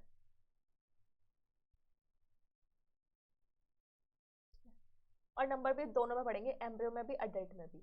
ठीक है, so here is the name, number in embryo, number in adult, ताकि तुम्हें पता चल जाए कि किन बोन्स का फ्यूजन हुआ है आपस में, ताकि जो हमारी प्रेजेंट 26 बोन्स है वो कैसे हैं, क्योंकि एम्ब्रियोनिक स्टेज में 33 या 31 कुछ होती है। ठीक है, कभी कुछ पता चल जाएगा तो बस यहाँ पे ध्यान दो। सबसे पहले सर्वाइकल बोन, उसके बाद thoracic, then lumbar, then sacrum and then coccyx. ठीक है, तो अगर मैं बात करूं पहले एम्ब्रियोनिक स्टेज में, तो एम्ब्रियोनिक स्टेज में सर्वाइकल होती है 7, सर्वाइकल होती है 7, थोरेसिक होती है 12, लंबर होती है 5, सैक्रम होती है 1 और ये होती है कॉक्सिक्स होती है 1 फ्यूज होके। तो 12, 13, 14, 15, 16, 17, 18, 19, 20, 21, 22, 23, 24, 25, 26, 26 हो गई।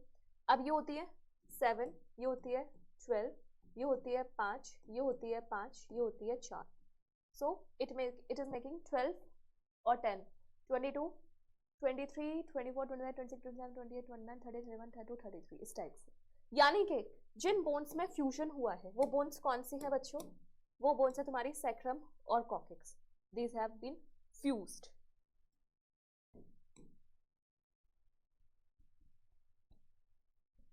Fused bones. ठीक है, जब भी तुम्हें लिखना होता है सर्वाइकल बोन, थोरेसिक बोन, जैसे कि तुम्हें पता है तुमने ब्रीथिंग वाले चैप्टर में पढ़ा है that trachea divides at the level of 5th thoracic vertebrae, तो तुम उसको रिप्रेजेंट कैसे करोगे? तुम उसको लिखोगे ऐसे T5। ठीक है, जैसे ये फर्स्ट सर्वाइकल वर्टिब्रे है, दिस इज C1, इस टाइप से तुम्हें लिखना पड़ेगा। ठीक है, टी जो आगे हम प्रीफिक्स यूज करेंगे वो इंडिकेट करेगा कि किस रीजन की बोन है और आगे उसका नंबर लिखना है, not in Roman numbers, just in simple numbers. ठीक है, तो सबसे पहले हम बात कर लेते हैं सर्वाइकल बोन्स की। First is cervical bone.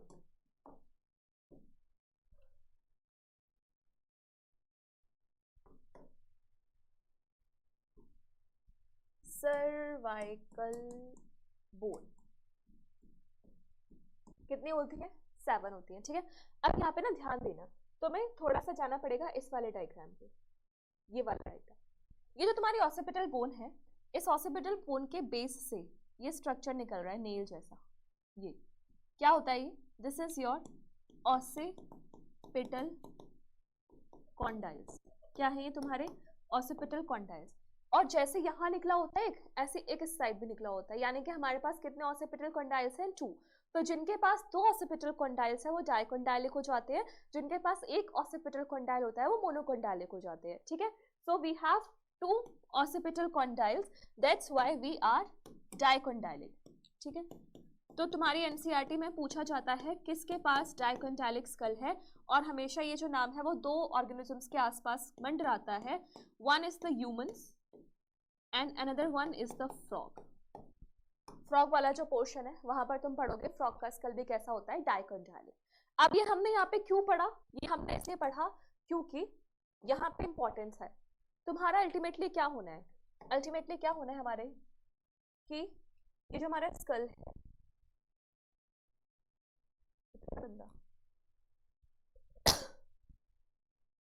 इसको नीचे किससे जुड़ना है?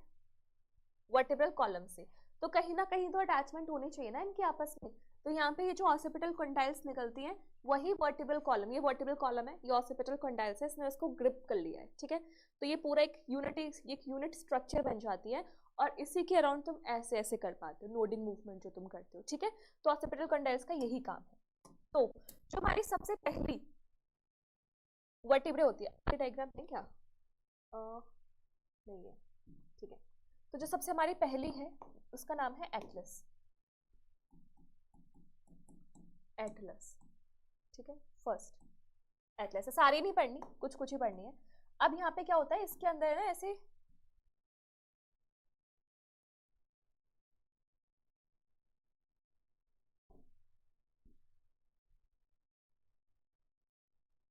मान लो कुछ इस टाइप की बोन है, बहुत ही लेमन लैंग्वेज, लेमन डायग्राम है ये।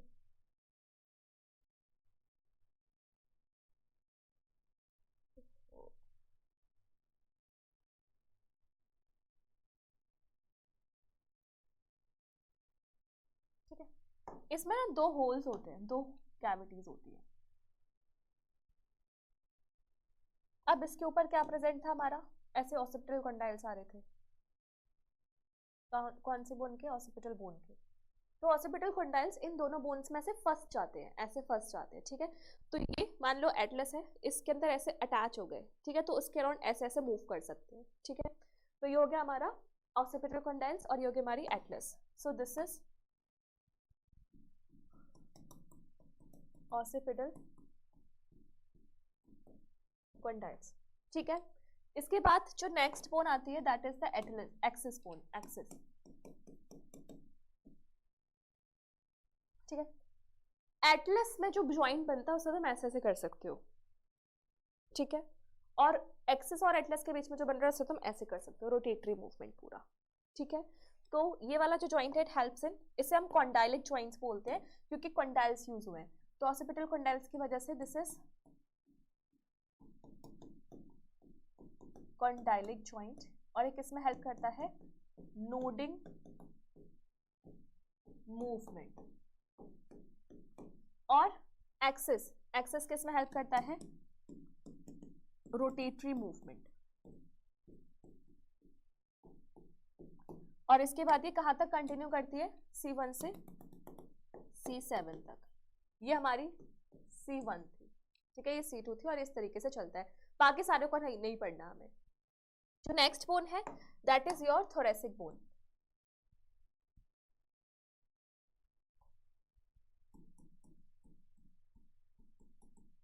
ठीक है।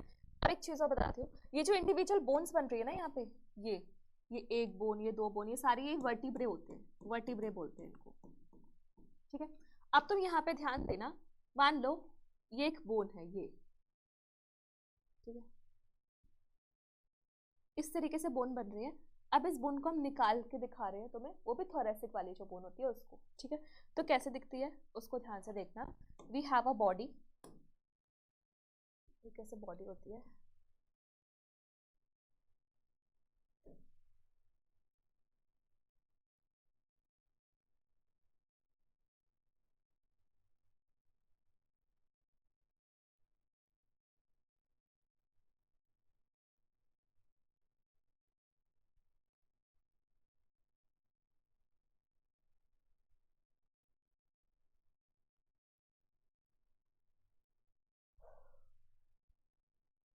बस अटकना मत, अटकना मत।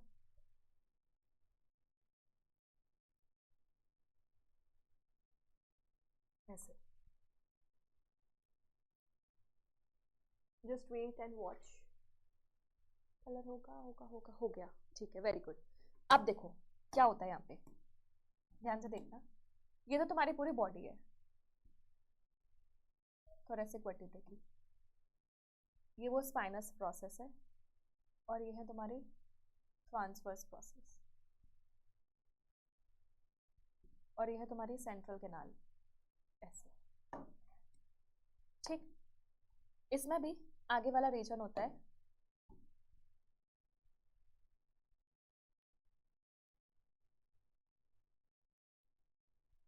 डेमिफेसिट्स,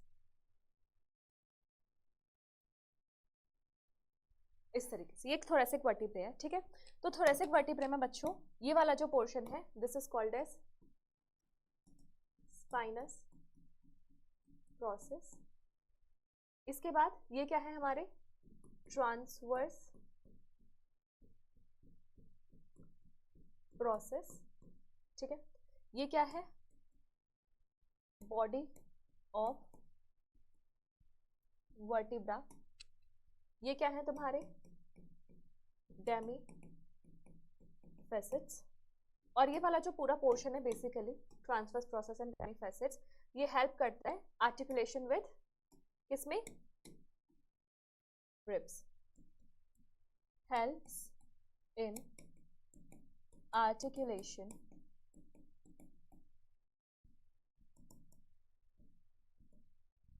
विद रिब्स, ठीक है, क्योंकि तुम्हारी थोरेसिक वर्टिब्रे से तुम्हारी रिब्स अटैच है, थोरेसिक वर्टिब्रे 12 होते हैं, ऐसे तुम्हारी रिब्स भी 12 पेयर्स होती है, तो वो सब आपस में अटैच रहती है, ठीक है, इस तरीके से ये चीजें होती हैं। ये बीच में कैनाल है जिसके थ्रू तुम्हारी नर्व कॉर्ड पास करेगी, ठीक है, समझ में आया, क्या कहते हैं इसको, न्यूरल कैनाल।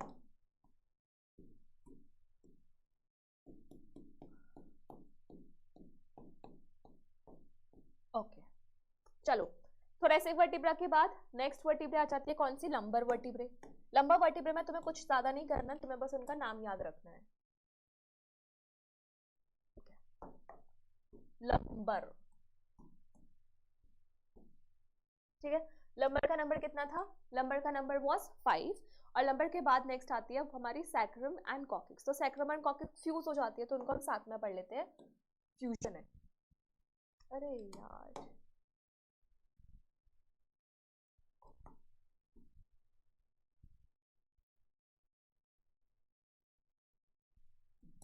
ठीक है, अब ध्यान से देखना,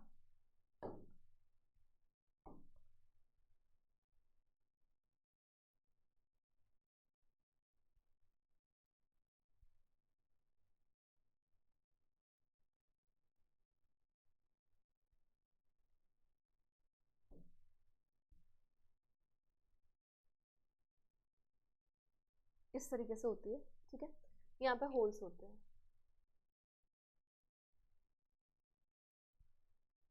ठीक, इस डायग्राम में ये वाला जो पोर्शन है this is for your sacrum, और नीचे वाला जो पोर्शन है that is for your coccyx, ये 4 बोन्स के फ्यूजन से बना है, ठीक है।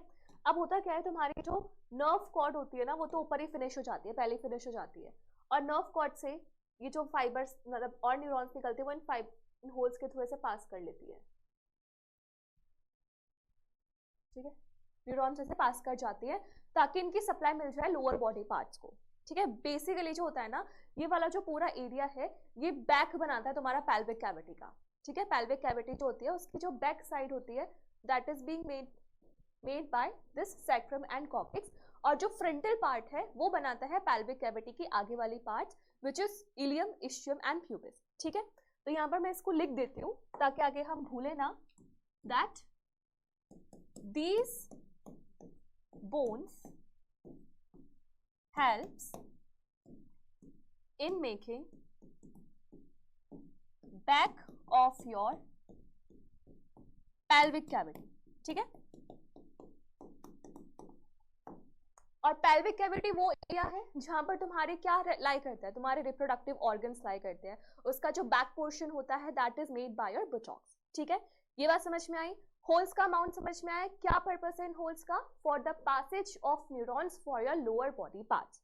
इसके बाद हमारी वर्टिब्रल कॉलम फिनिश हुई, वर्टिब्रल कॉलम के बाद जो नेक्स्ट पार्ट है that is your ribs, ribs की बात करते हैं, ठीक है, रिब्स इंपॉर्टेंट बॉडी के लिए, क्यों, क्योंकि रिब्स का बेसिकली क्या काम है, कैविटी को बनाना। पेल्विक वाली तुम चिंता मत करो, मैं फिर तुम्हें डायग्राम के थ्रू दिखा दूंगी जब हम पेल्विक गर्डल अच्छे से समझ में आ जाएगी, ठीक है। तो रिब्स का नंबर कितना होता है 20, ध्यान से सुनना, अब बहुत ही इंपॉर्टेंट चीज है जो रिब्स के बारे में हमें समझनी पड़ेंगी, जैसे ये रिब है, ठीक है, दिस इज द रिब, ऐसे ऐसे होती है रिब, एनसीईआरटी की कोई लाइन नहीं छूटेगी तुम्हें, अब देखो सब समझ में आएगा डायग्राम के थ्रू, ये ऐसे, ये ऐसे, ये वाला जो पोर्शन है ये है वेंट्रल पोर्शन, ये वाला जो पोर्शन है ये है डॉर्सल पोर्शन। अब जो रिब्स का डॉर्सल पोर्शन है ना वो तुम्हारा थोरेसिक वर्टिब्रे से अटैच्ड रहता है, और जो वेंट्रल पोर्शन है वो आगे स्टर्नम से अटैच रहता है। Dorsal part of the ribs is bicephalic क्योंकि इसमें 2 हेड्स होते हैं, ठीक है। तो सबसे इंपॉर्टेंट एनसीईआरटी की लाइन क्या समझ में आई कि जो डोर्सल पार्ट है दिस इज बाइसेफेलिक। बाय मतलब 2, सेफेलिक मतलब हेड, तो क्योंकि यहाँ पे 2 हेड्स होते हैं, 2 हेड्स। इतना समझ में आया। दूसरी बात, रिब्स तुम्हारी फ्लैट, ये चीज भी एनसीईआरटी में मेंशन है कि रिब्स फ्लैट बोन्स होती है, ठीक है। आर्टिकुलेशन, इनकी आर्टिकुलेशन की बात करते हैं। आर्टिकुलेशन, ठीक है। तो आर्टिकुलेशन इनका डोर्सल साइड से भी हो सकता है और इनका आर्टिकुलेशन वेंट्रल साइड से भी हो सकता है। डोर्सल साइड से जो आर्टिकुलेशन है वो always it will be with the thoracic vertebrae, हमेशा thoracic vertebrae से आर्टिकुलेशन होगा। और वेंट्रल साइड से जो आर्टिकुलेशन है बच्चों ध्यान रखना, it can be with sternum और it can be with seventh rib. Seventh rib के साथ भी आर्टिकुलेशन हो सकता है, जिसके बेसिस में हमने रिब्स को डिवाइड किया हुआ है। या फिर एक और चीज है, किसी के साथ भी आर्टिकुलेशन नहीं हो सकता, तो इसके बेसिस पे हमारे पास 3 टाइप्स की रिब्स होती है, true ribs, false ribs and your floating ribs, ठीक है। तो चलो एक बार इसको समझने की कोशिश करते हैं। कोशिश करने वालों की कभी हार नहीं होती। तो देखो, first of all your sternum,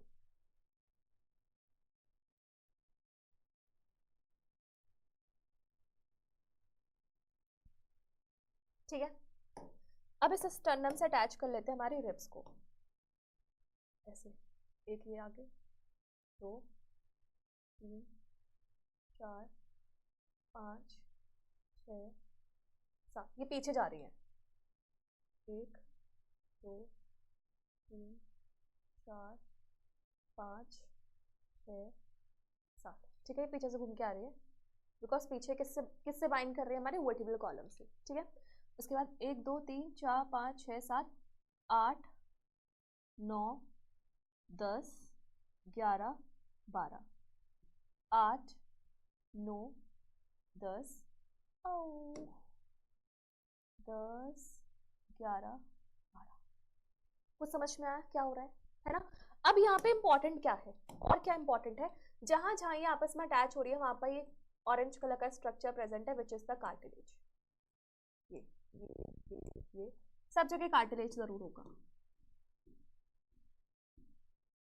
क्योंकि यहाँ पे प्रेजेंट होता है कार्टिलेजनस जॉइंट, ठीक है।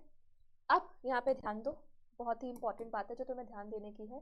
पहले मैं इस डायग्राम को थोड़ा सा बड़ा कर देती हूँ, यहीं पे सब समझ जाएंगे हम।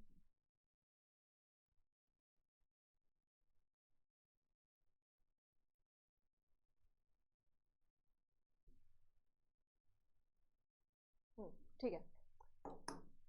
Here we can divide our ribs into 3 parts. एक यहाँ से यहाँ तक, उसके बाद दूसरी यहाँ से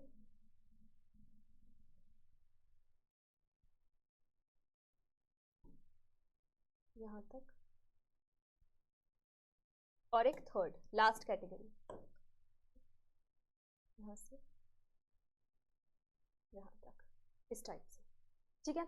तो ये जो पहली कैटेगरी है बच्चों, इस कैटेगरी को हम नाम देते हैं, this category is called as your true rib, ठीक है। जो दूसरी कैटेगरी है that is called as your false rib, and the third category is your floating rib, ठीक है। आया समझ में? ये है, ये है, ये है। So let's begin. ये क्या है हमारी ट्रू रिब्स। इनका एक और नाम है, देखो डोर्सली वर्टिब्रल कॉलम से अटैच्ड है और वेंट्रली ये स्टर्नम से अटैच्ड है, तो इनको हम वर्टिब्रो स्टर्नल रिब भी तो बोल सकते हैं ना। तो यहां से इनका एक और नाम आता है वर्टिब्रो स्टर्नल रिब्स, ठीक है। और इनका नंबर कितना होता है, 1st to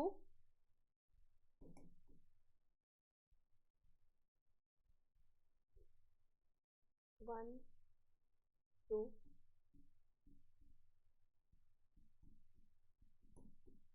7 पेयर्स, ठीक है। 1 to 7 पेयर्स तक क्या होते हैं हमारी ट्रू रिब्स। उसके बाद नेक्स्ट आते हैं फॉल्स रिब्स के। तो दिस इज फॉल्स रिब्स। और फॉल्स रिब्स पीछे से किससे अटैच्ड है? वर्टिब्रल कॉलम से। आगे से किससे अटैच्ड है? रिब से। तो इसके लिए हम वर्ड यूज कर देते हैं कॉन्ड्रल। तो these are also called as vertebrochondral ribs. ये अपने आप ही चलता है, वर्टिब्रो कॉन्ड्रल रिब्स। इनका नंबर कहां से कहां तक है? 8th to 10th, ठीक है। 8 से लेकर के 10th तक, 8 9 10। उसके बाद लास्ट बचती है हमारी फ्लोटिंग रिब्स। फ्लोटिंग रिब्स कौन कौन सी हुई है? 11th एंड 12th रिब्स, ठीक है। तो एक बार तुम ये नाम यहां पर भी लिख लो, इन रिब्स के अंदर भी। ये पहली वाली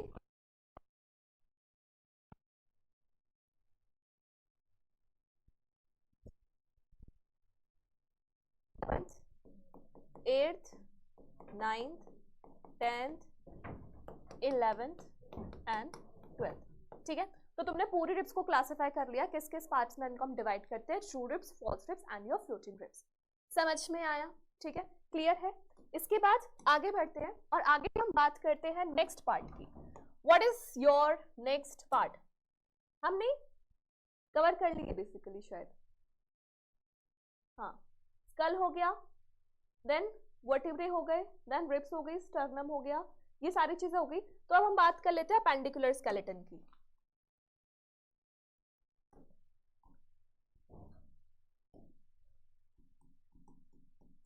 अपेंडिकुलर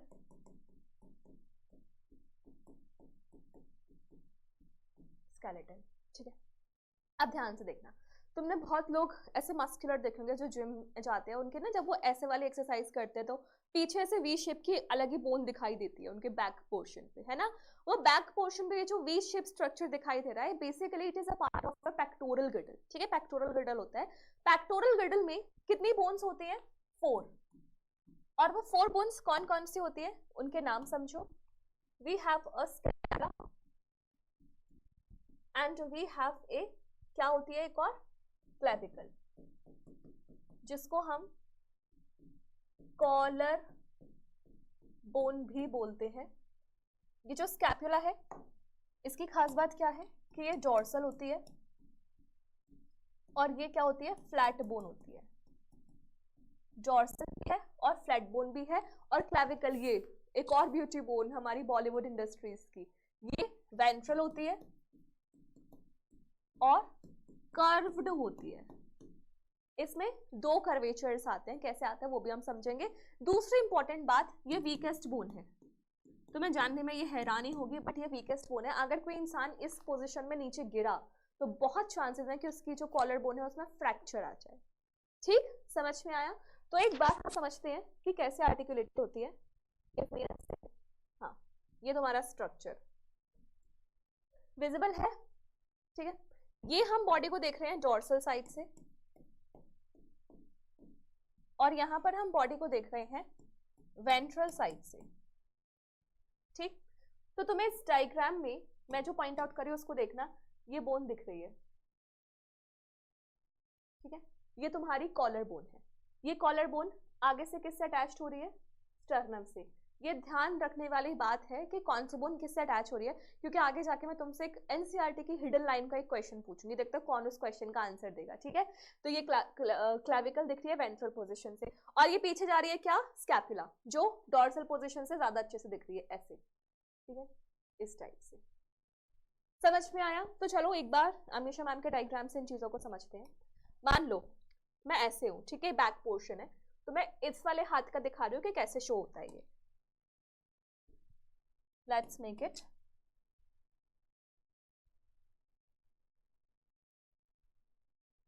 इस टाइप से, इस टाइप से, और एक है कैविटी, ठीक है। इसके बाद यहां पर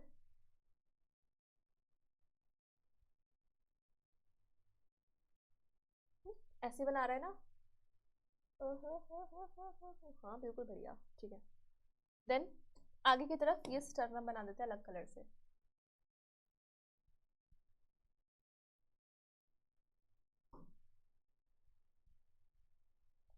ठीक है, ये तुमने देख लिया।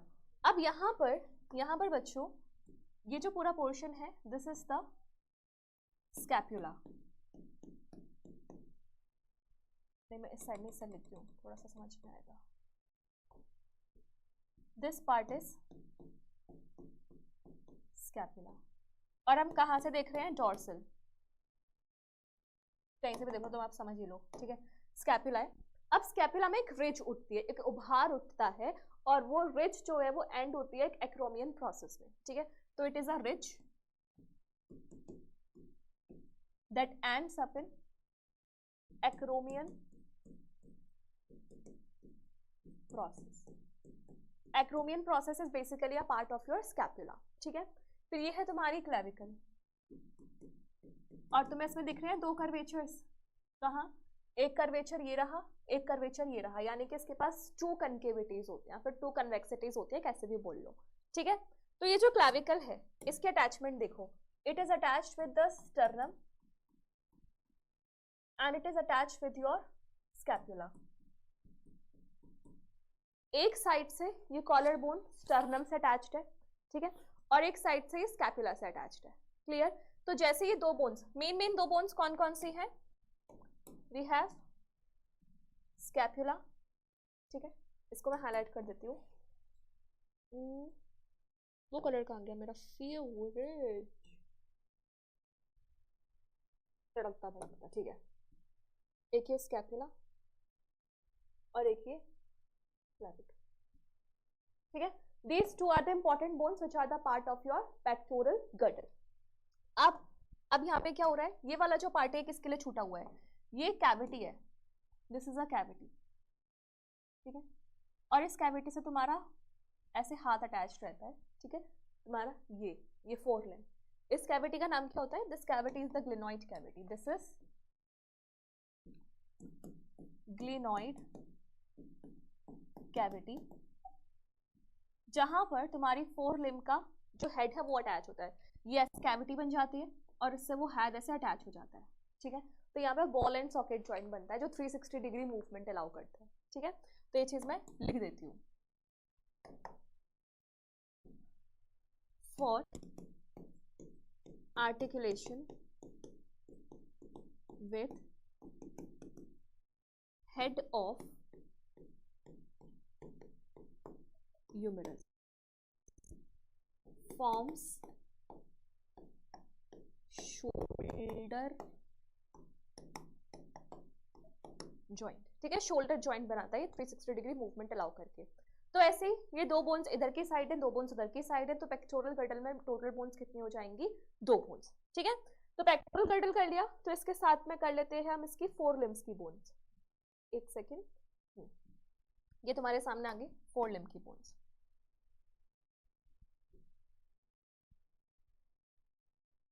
ध्यान से देखो, ये क्लेविकल, ये स्कैपुला, ये ग्लेनॉइड कैविटी, और ये तुम्हारी पहली बोन विच इज ह्यूमरस, ठीक है। ह्यूमरस के बाद तुम्हारी दो, उसके बाद ये तुम्हारा ये वाला पूरा पोर्शन जा रहा है। एक बार मैं इसको अपने तरीके से समझाती हूँ तुम लोगों को।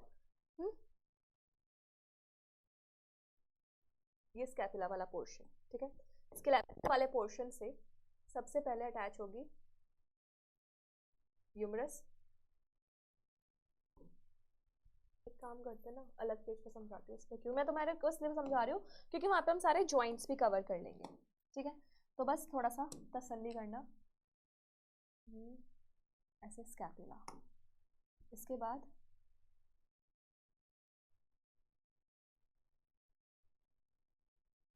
ठीक है,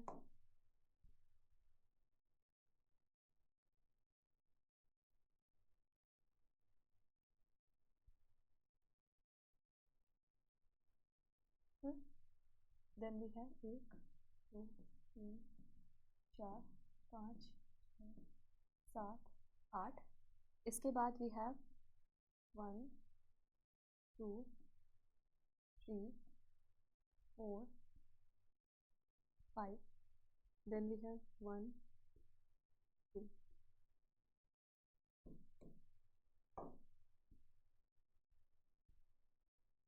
1, 2, 1, 2, 3, 1, 2, 3, 1, 2, 3, 1, 2, 3। ठीक है, okay, good good good good good, बहुत बढ़िया। ठीक है, अब यहाँ पे ध्यान देना, ये जो हमारी पहले वाली बोन है, this bone is the humerus, this is humerus. ठीक है, अब यहाँ पे तुम इस हैंड को देखो, इस हैंड में एक बोन यहाँ जाएगी और एक बोन यहाँ जाएगी, तो थंब की तरफ जो बोन होती है वो होती है तुम्हारी रेडियस, और मिड इस लास्ट वाले फिंगर की तरफ जो बोन होती है दैट इज योर अल्ना। ठीक है, तो ये हमारा थंब है, तो ये वाली बोन हो जाएगी रेडियस, दिस इज रेडियस, और ये हो जाएगी अल्ना। ठीक है, फिर यहाँ पर ये वाले जो तुम्हारी बोन्स हैं, these are the wrist bones, इनको हम बोलते हैं कार्पल्स। ठीक है, कार्पल्स के बाद ये है तुम्हारी मेटाकार्पल्स, मेटाकार्पल्स के बाद ये है हमारे फैलेंजेस।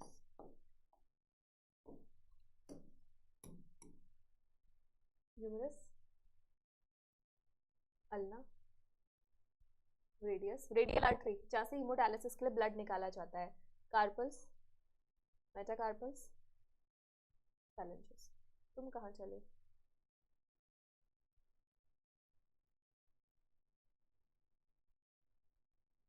ठीक है, इस तरीके से होता है, क्लियर है?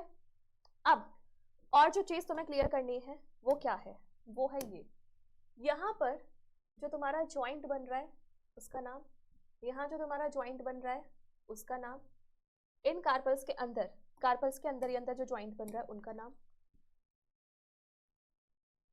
ये हाँ कार्पल्स के अंदर।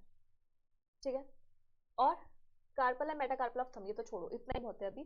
अभी हमें इन तीन जॉइंट्स के नाम पढ़ने हैं। ठीक है, तो ये वाला जो जॉइंट है बच्चों, this is your ball and socket joint, ये है हमारा बॉल एंड सॉकेट जॉइंट, और ये 360 डिग्री मूवमेंट अलाउ करता है, जो तुम्हारा शोल्डर से ऐसा पूरा फुल मूव कर रहा है ना 360 degree, this is your ball and socket joint. इसके बाद ये वाला जो जॉइंट है इसको हम क्या नाम दे रहे हैं, shoulder joint, this is your shoulder joint. ठीक है, ये वाला जो जॉइंट है what is it, it is your hinge joint, hinge, hinge joint allow करता है 180 डिग्री मूवमेंट, 180 डिग्री मूवमेंट करता है ऐसे ऐसे। ठीक है, 180 डिग्री मूवमेंट हो रहा है, तो ये जॉइंट क्या है एक्चुअली में, it is your elbow joint.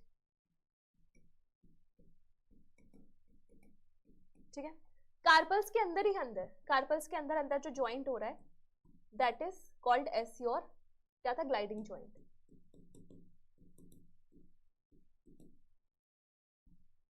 Gliding joint,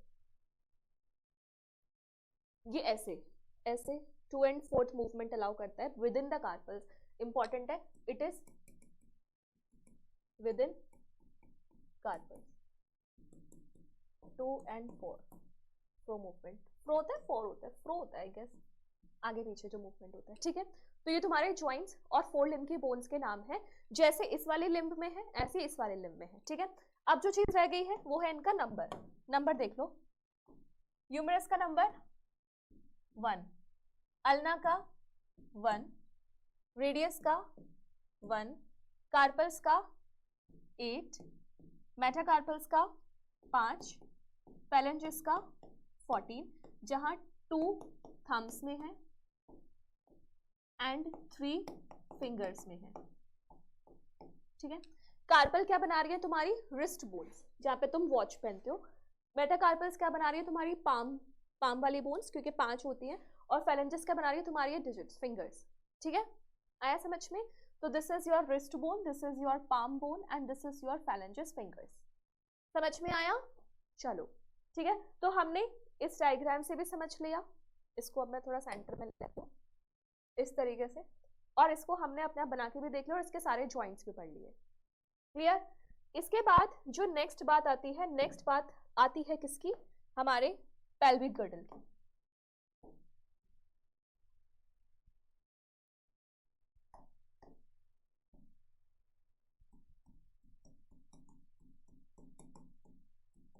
pelvic girdle में कितनी बोन्स है? 2 बोन्स। ठीक है, तो एक बार पेल्विक गर्डल का डायग्राम देखते हैं कि रियलिटी में कैसा होता है, फिर अपने आप बना के देखते हैं और उसमें अलग अलग इंपॉर्टेंट जो चीजें हैं फॉर द नीड पर्सपेक्टिव उसको भी कवर अप करेंगे। ठीक है, जो पेल्विक गर्डल है it is made up of 2 coxal bones, या तो उसे कॉक्सल बोन्स बोल लो या फिर इनका दूसरा नाम है 2 इनॉमिनेट बोन्स। ठीक है, कॉक्सल बोन हो या इनॉमिनेट बोन हो, इन बोन्स के 3 पार्ट्स हैं, यानी कि these individual bones are formed by the fusion of 3 bones, और उन 3 बोन्स का नाम क्या है? Ilium, ischium, pubis. यहाँ पे एक चीज ध्यान देनी है, वो चीज क्या है? ये इलियम की स्पेलिंग ILEUM हो जाएगा, तो वो स्मॉल इंटेस्टाइन वाला इलियम हो जाएगा, ये ILIUM है। ठीक है, और एनसीईआरटी ने क्या लिखा हुआ है? एनसीईआरटी में बोला हुआ है इन तीनों बोन्स के फ्यूजन पॉइंट पे एक कैविटी बनती है। At the point of fusion of these bones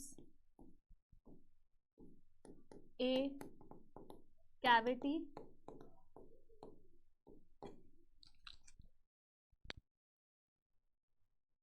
formed called as acetabulum। ठीक है, इस कैविटी को हम एसिटाबुलम बोलते हैं, और acetabulum is similar to the glenoid cavity of your pectoral girdle. जैसे ग्लेनॉइड कैविटी से ह्यूमरस का हेयर अटैच होता था, ऐसे ही एसिटाबुलम से हमारी फीमर का हेयर अटैच होगा। ठीक है, समझ में आया? अब एक बार इसको डायग्रामेटिक तरीके से समझते हैं। ये पूरे ह्यूमन स्केलेटन का ये वाला जो पोर्शन है, ये है हमारा पेल्विक गर्डल। समझ गए होंगे किसकी लोकेशन कहाँ होती है। अब ये पेल्विक गर्डल का डिटेल स्ट्रक्चर, अब इस डायग्राम में तुम देख सकते हो, ये बीच में कैविटी है जहाँ पे तुम्हारे ऑर्गन्स प्रेजेंट होंगे पेल्विक रीजन वाले, और ये है तुम्हारा पेल्विक कैविटी का बैक वाला रीजन। ठीक है, अब यहाँ इनके नाम और समझो। ये वाला जो पोर्शन होता है, this is your ilium, this portion is your ischium, and this portion is your pubis. ठीक है, इलियम, इस्चियम, प्यूबिस। और यहाँ पर ये जो कैविटी बन रही है, ये यहाँ पे एक कैविटी बनती है, इसे हम बोलते हैं एसिटाबुलम। सॉरी, उसके बाद यहाँ पर इसमें बन नहीं रहा, बट यहाँ पर प्रेजेंट होता है ये, इस रीजन को एक नाम देते हैं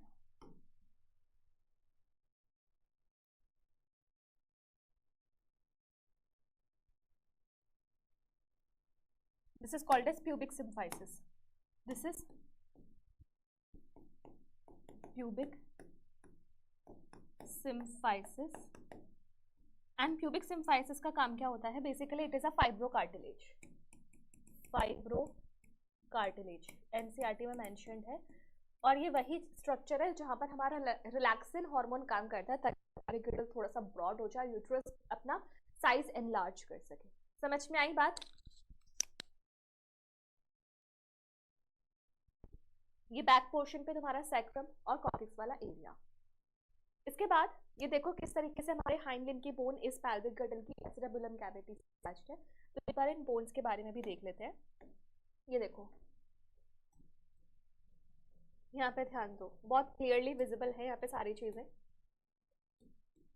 सबसे पहले ये हिप बोन, ठीक है, ये कैविटी से तुम्हारा ये फीमर का हेड अटैच्ड है। Femur is your thigh bone, ठीक है, फीमर थाई बोन है, और इसका नंबर कितना होता है? 1। देन पटेला, पटेला तुम्हारी नी बोन होती है, और ध्यान रखना पटेला के बारे में 2 इंपॉर्टेंट बातें हैं। इसको मैं थोड़ा सा साइड ही शिफ्ट कर देती हूँ।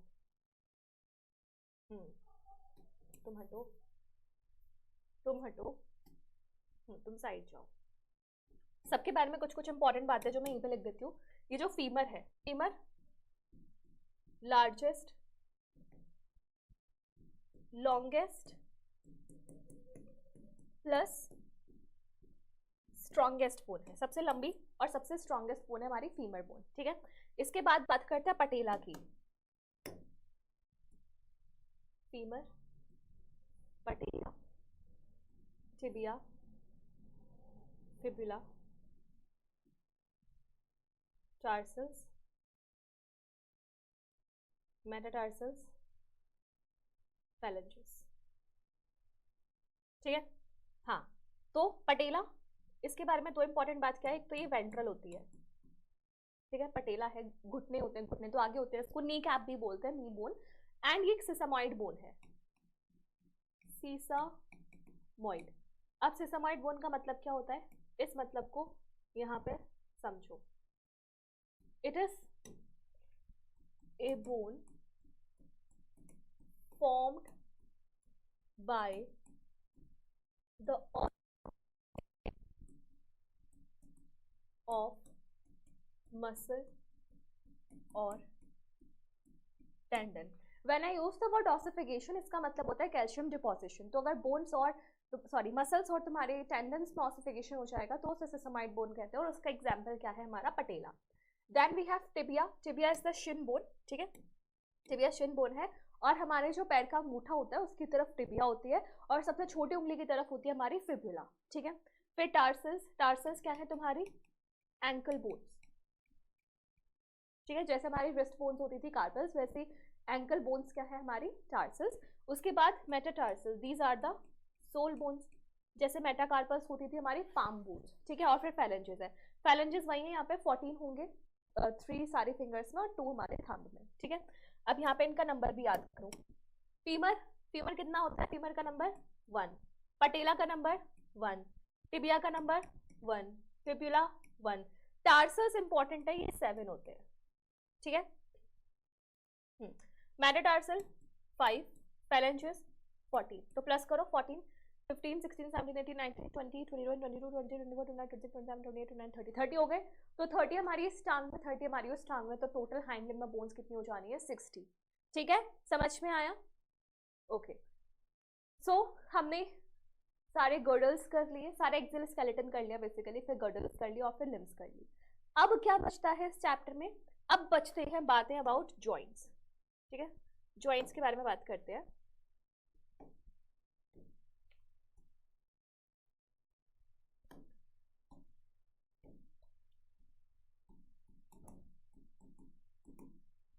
जॉइंट्स क्या बोलोगे, joint ma'am, joints is the junction between bone and bone, no, a junction between bone and cartilage is also a joint. Joints में बोन्स एंड कार्टिलेज दोनों ही इन्वॉल्व होते हैं, ठीक है। सो जंक्शन, ये मैं लिखने रही बच्चों वाली बात हो जाएंगी, तुम बस इतना समझ लेना, बोन्स और कार्टिलेज के बीच में भी जंक्शन है, या बोन बोन के बीच में, कार्टिलेज कार्टिलेज के बीच में, सब कुछ जॉइंट्स होंगे। तो हम सीधे बात कर लेते हैं जॉइंट्स की कैटेगरीज की, ठीक है। जॉइंट्स के बच्चों 3 टाइप्स होते हैं,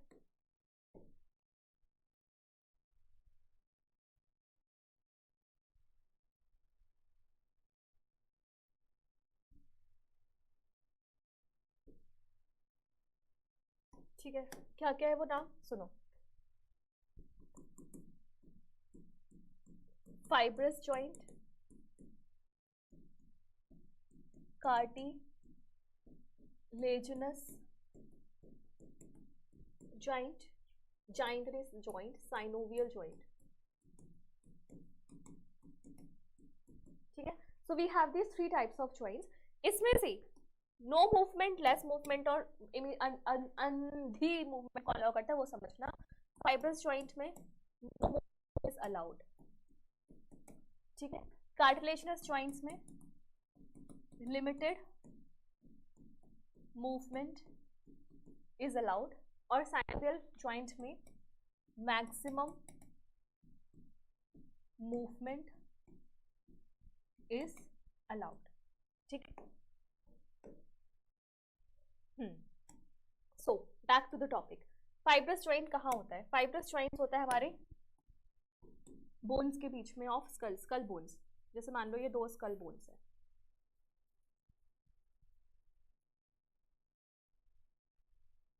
मान लो ये 2 पैराइटल है, ठीक है। कैसे दिखेंगी 2 पैराइटल, एक ये पैराइटल एक ही पेराइट है, ठीक है। यहाँ क्या है,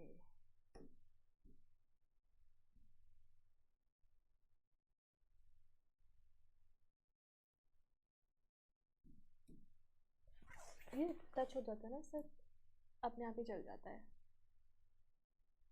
ठीक। अभी जो पेराइटल बोन है आगे से फाइब्रस है, साइड से टेम्पोरल से, पीछे ऑसिपिटल से अटैच्ड होगी। तो यहाँ पर इन दोनों के बीच में ऐसा ऐसा होता है, इनके बीच में हो या इनके बीच में हो, फ्रंटल और पेराइटल, या पेराइटल और टेम्पोरल के बीच में हो, या पेराइटल और ऑसिपिटल के बीच में हो। हर किसी के बीच में ऐसा लगता है जैसे कि सूचर्स लगे हुए हैं, ठीक है। What are these are sutures, and sutures are basically joints. Example, in between skull bones. Skull bones में भी जो हमारी क्रीनल वाली बोन्स होती है वहां पर प्रेजेंट होता है हमारा फाइब्रस जॉइंट, ठीक है। और कुछ कुछ फेशियल बोन्स के बीच में कार्टिलेजनस जॉइंट, यहाँ पे कार्टिलेज का भी इन्वॉल्वमेंट हो जाएगा। तो कार्टिलेजनस जॉइंट्स कहाँ होते हैं हमारे, कहाँ होते हैं, वहां पर तुमने अभी पढ़ा था। एग्जाम्पल, पूरा हमारा रिब केज, रिब केज में कैसे कैसे रिब केज, चाहे रिब्स और रिब्स हो, चाहे रिब्स और स्टर्नम हो, या चाहे रिब्स और वर्टिब्रे हो, तीनों के बीच में कार्टिलेज प्रेजेंट था, है ना। इसलिए तुम लिमिटिव मूवमेंट कर पाते हो अपने स्टर्नम का जब तुम्हारी इंटरकोस्टल मसल्स का कॉन्ट्रैक्शन और रिलैक्सेशन होता है, तो स्टर्नम लिफ्ट होता है, रिब्स लिफ्ट होती है, वो सब इसी की वजह से होता है। उसके अलावा दूसरा एग्जांपल, इन बिटवीन वर्टिब्रे। देखो हमारी जो दो वर्टिब्रे होती है ना, हर दो वर्टिब्रे के बीच में, ये एक वर्टिब्रे, ये दूसरी वर्टिब्रे, ये तीसरी वर्टिब्रे, हर वर्टिब्रे के बीच में डिस्क होती है, डिस्क, ठीक है। ये डिस्क क्या होती है, दीज आर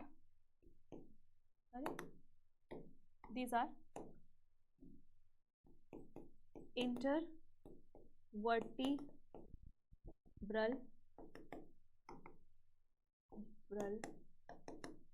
डिस्क। वर्टिब्रेस के, दो वर्टिब्रेस के बीच में जो डिस्क होती है वो होती है हमारी इंटरवर्टिब्रल डिस्क, ठीक है। साइनोवियल जॉइंट्स की बात करते हैं तो साइनोवियल जॉइंट्स सबसे मैक्सिमम मूवमेंट अलाउ करते हैं, लेकिन इनकी थोड़ी सी इंपॉर्टेंट स्ट्रक्चर समझो। ये एक बोन है, ठीक है, ये एक बोन है, ठीक है, और ये दूसरी बोन है।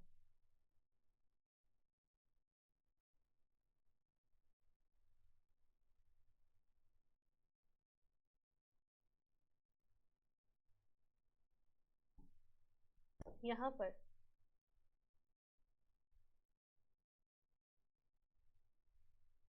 इस तरीके से दो जॉइंट्स है, और यहाँ पर है ना इनके बीच में फ्लूइड मूव करता है, फ्लूइड फ्लूइड फ्लूइड, यहाँ पूरा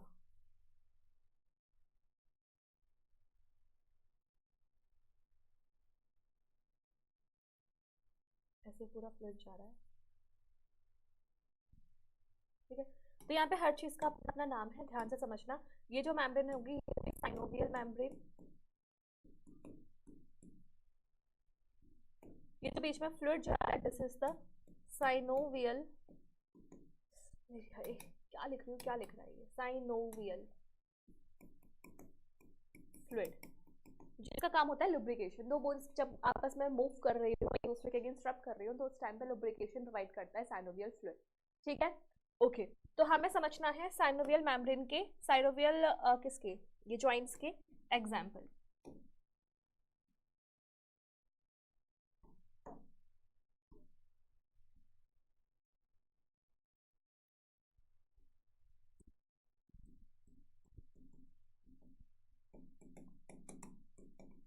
ठीक है, तो तो तुमने यहाँ पे पढ़ा था,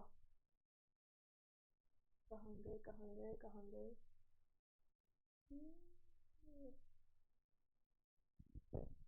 यहाँ पर एक जॉइंट होता है एटलस और एक्सिस के बीच में, जहाँ पर एक फिक्स्ड होता है और उसके अराउंड दूसरी बोन ऐसे मूव करती है ऐसे, दैट इज रोटेटरी मूवमेंट और उसे कहते हैं पाइवेट जॉइंट। ठीक है, तो साइनोवियल जॉइंट में सबसे पहला एग्जांपल है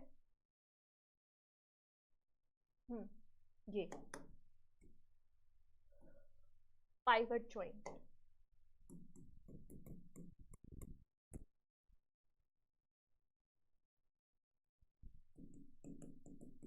एटलस एंड एक्सिस। ठीक है, इसके बाद बात करते हैं next is ball and socket joint.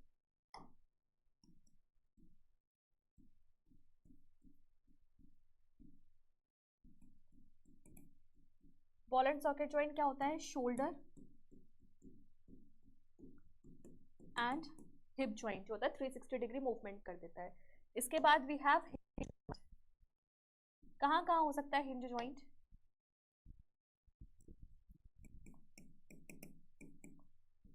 एक तो तुम्हारा elbow joint,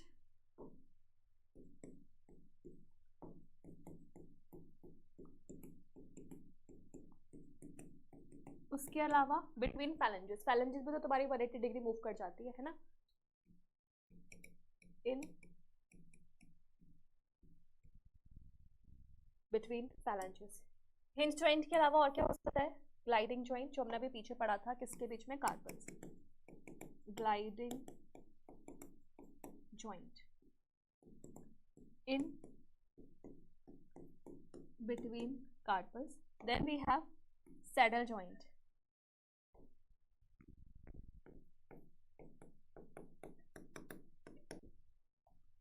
between carpals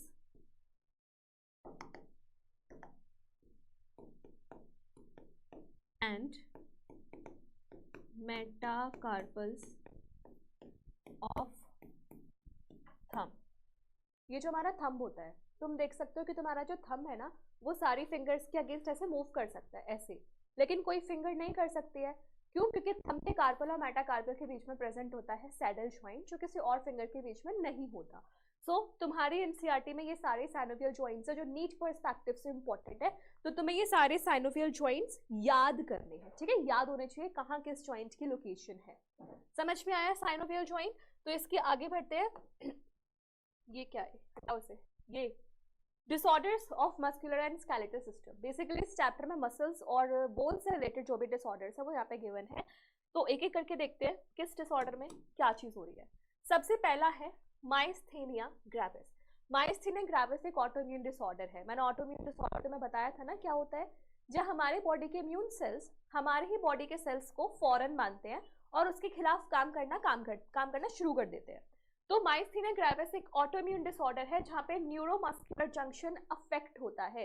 basically यहाँ पर एसिटाइल कोलिन के रिसेप्टर्स को अफेक्ट किया जाता है। ठीक है, इससे फटिग हो गया, वीकनिंग होगी, पैरालिसिस होगी स्केलेटल मसल्स की। स्केलेटल मसल्स वीक हो जाएंगी, थकावट हो जाएगी और पैरालिसिस भी हो सकता है। नेक्स्ट है ये माइस्थेनिया ग्रेविस। नेक्स्ट है मस्कुलर डिस्ट्रॉफी। ये progressive degeneration of skeletal muscle mostly due to genetic disorder. Basically यहां पर तुम्हारा डिस्ट्रोफिन जीन अफेक्ट होता है। डिस्ट्रोफिन जीन है ना सबसे बड़ा लॉन्गेस्ट जीन है, सबसे बड़ा जो जीन हमारी पूरे डीएनए में प्रेजेंट होता है वो डिस्ट्रोफिन जीन है। उसमें कोई जेनेटिक डिसऑर्डर हो जाए तो यहाँ पे स्केलेटल मसल का डीजेनरेशन होता है प्रोग्रेसिव, धीरे धीरे स्लोली स्लोली। ठीक, नेक्स्ट है हमारा tetany. Tetany is not same as your tetanus, जो तुम मसल्स उसमें पढ़ते हो अलग होता है, वो अलग है, बैक्टीरियल डिसऑर्डर है। टिटनी अलग है। ये रैपिड स्पाज्म, स्पाज्म का मतलब होता है वाइल्ड कॉन्ट्रैक्शन, बहुत ज्यादा कॉन्ट्रैक्शन होते हैं in muscles due to low calcium in fluid. बहुत इंपॉर्टेंट है ये याद रखना कि यहाँ पे कैल्शियम कम कहाँ हुआ है।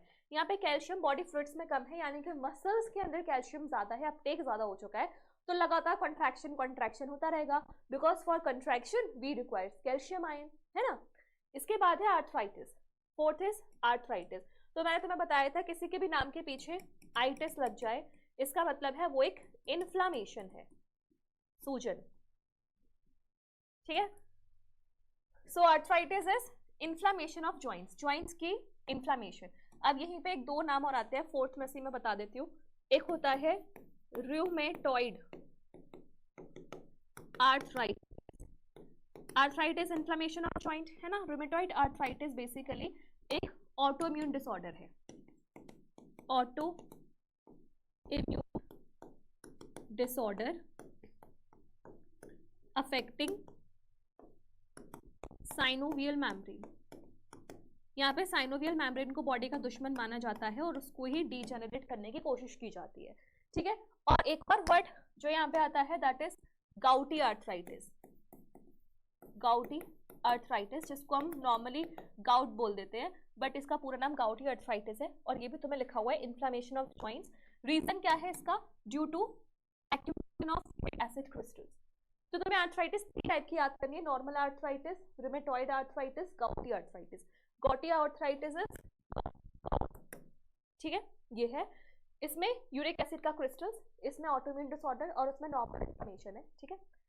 ये नेक्स्ट इंपॉर्टेंट है ऑस्टियोपोरोसिस। ऑस्टियो मतलब बोन, पोरोसिस मतलब होल।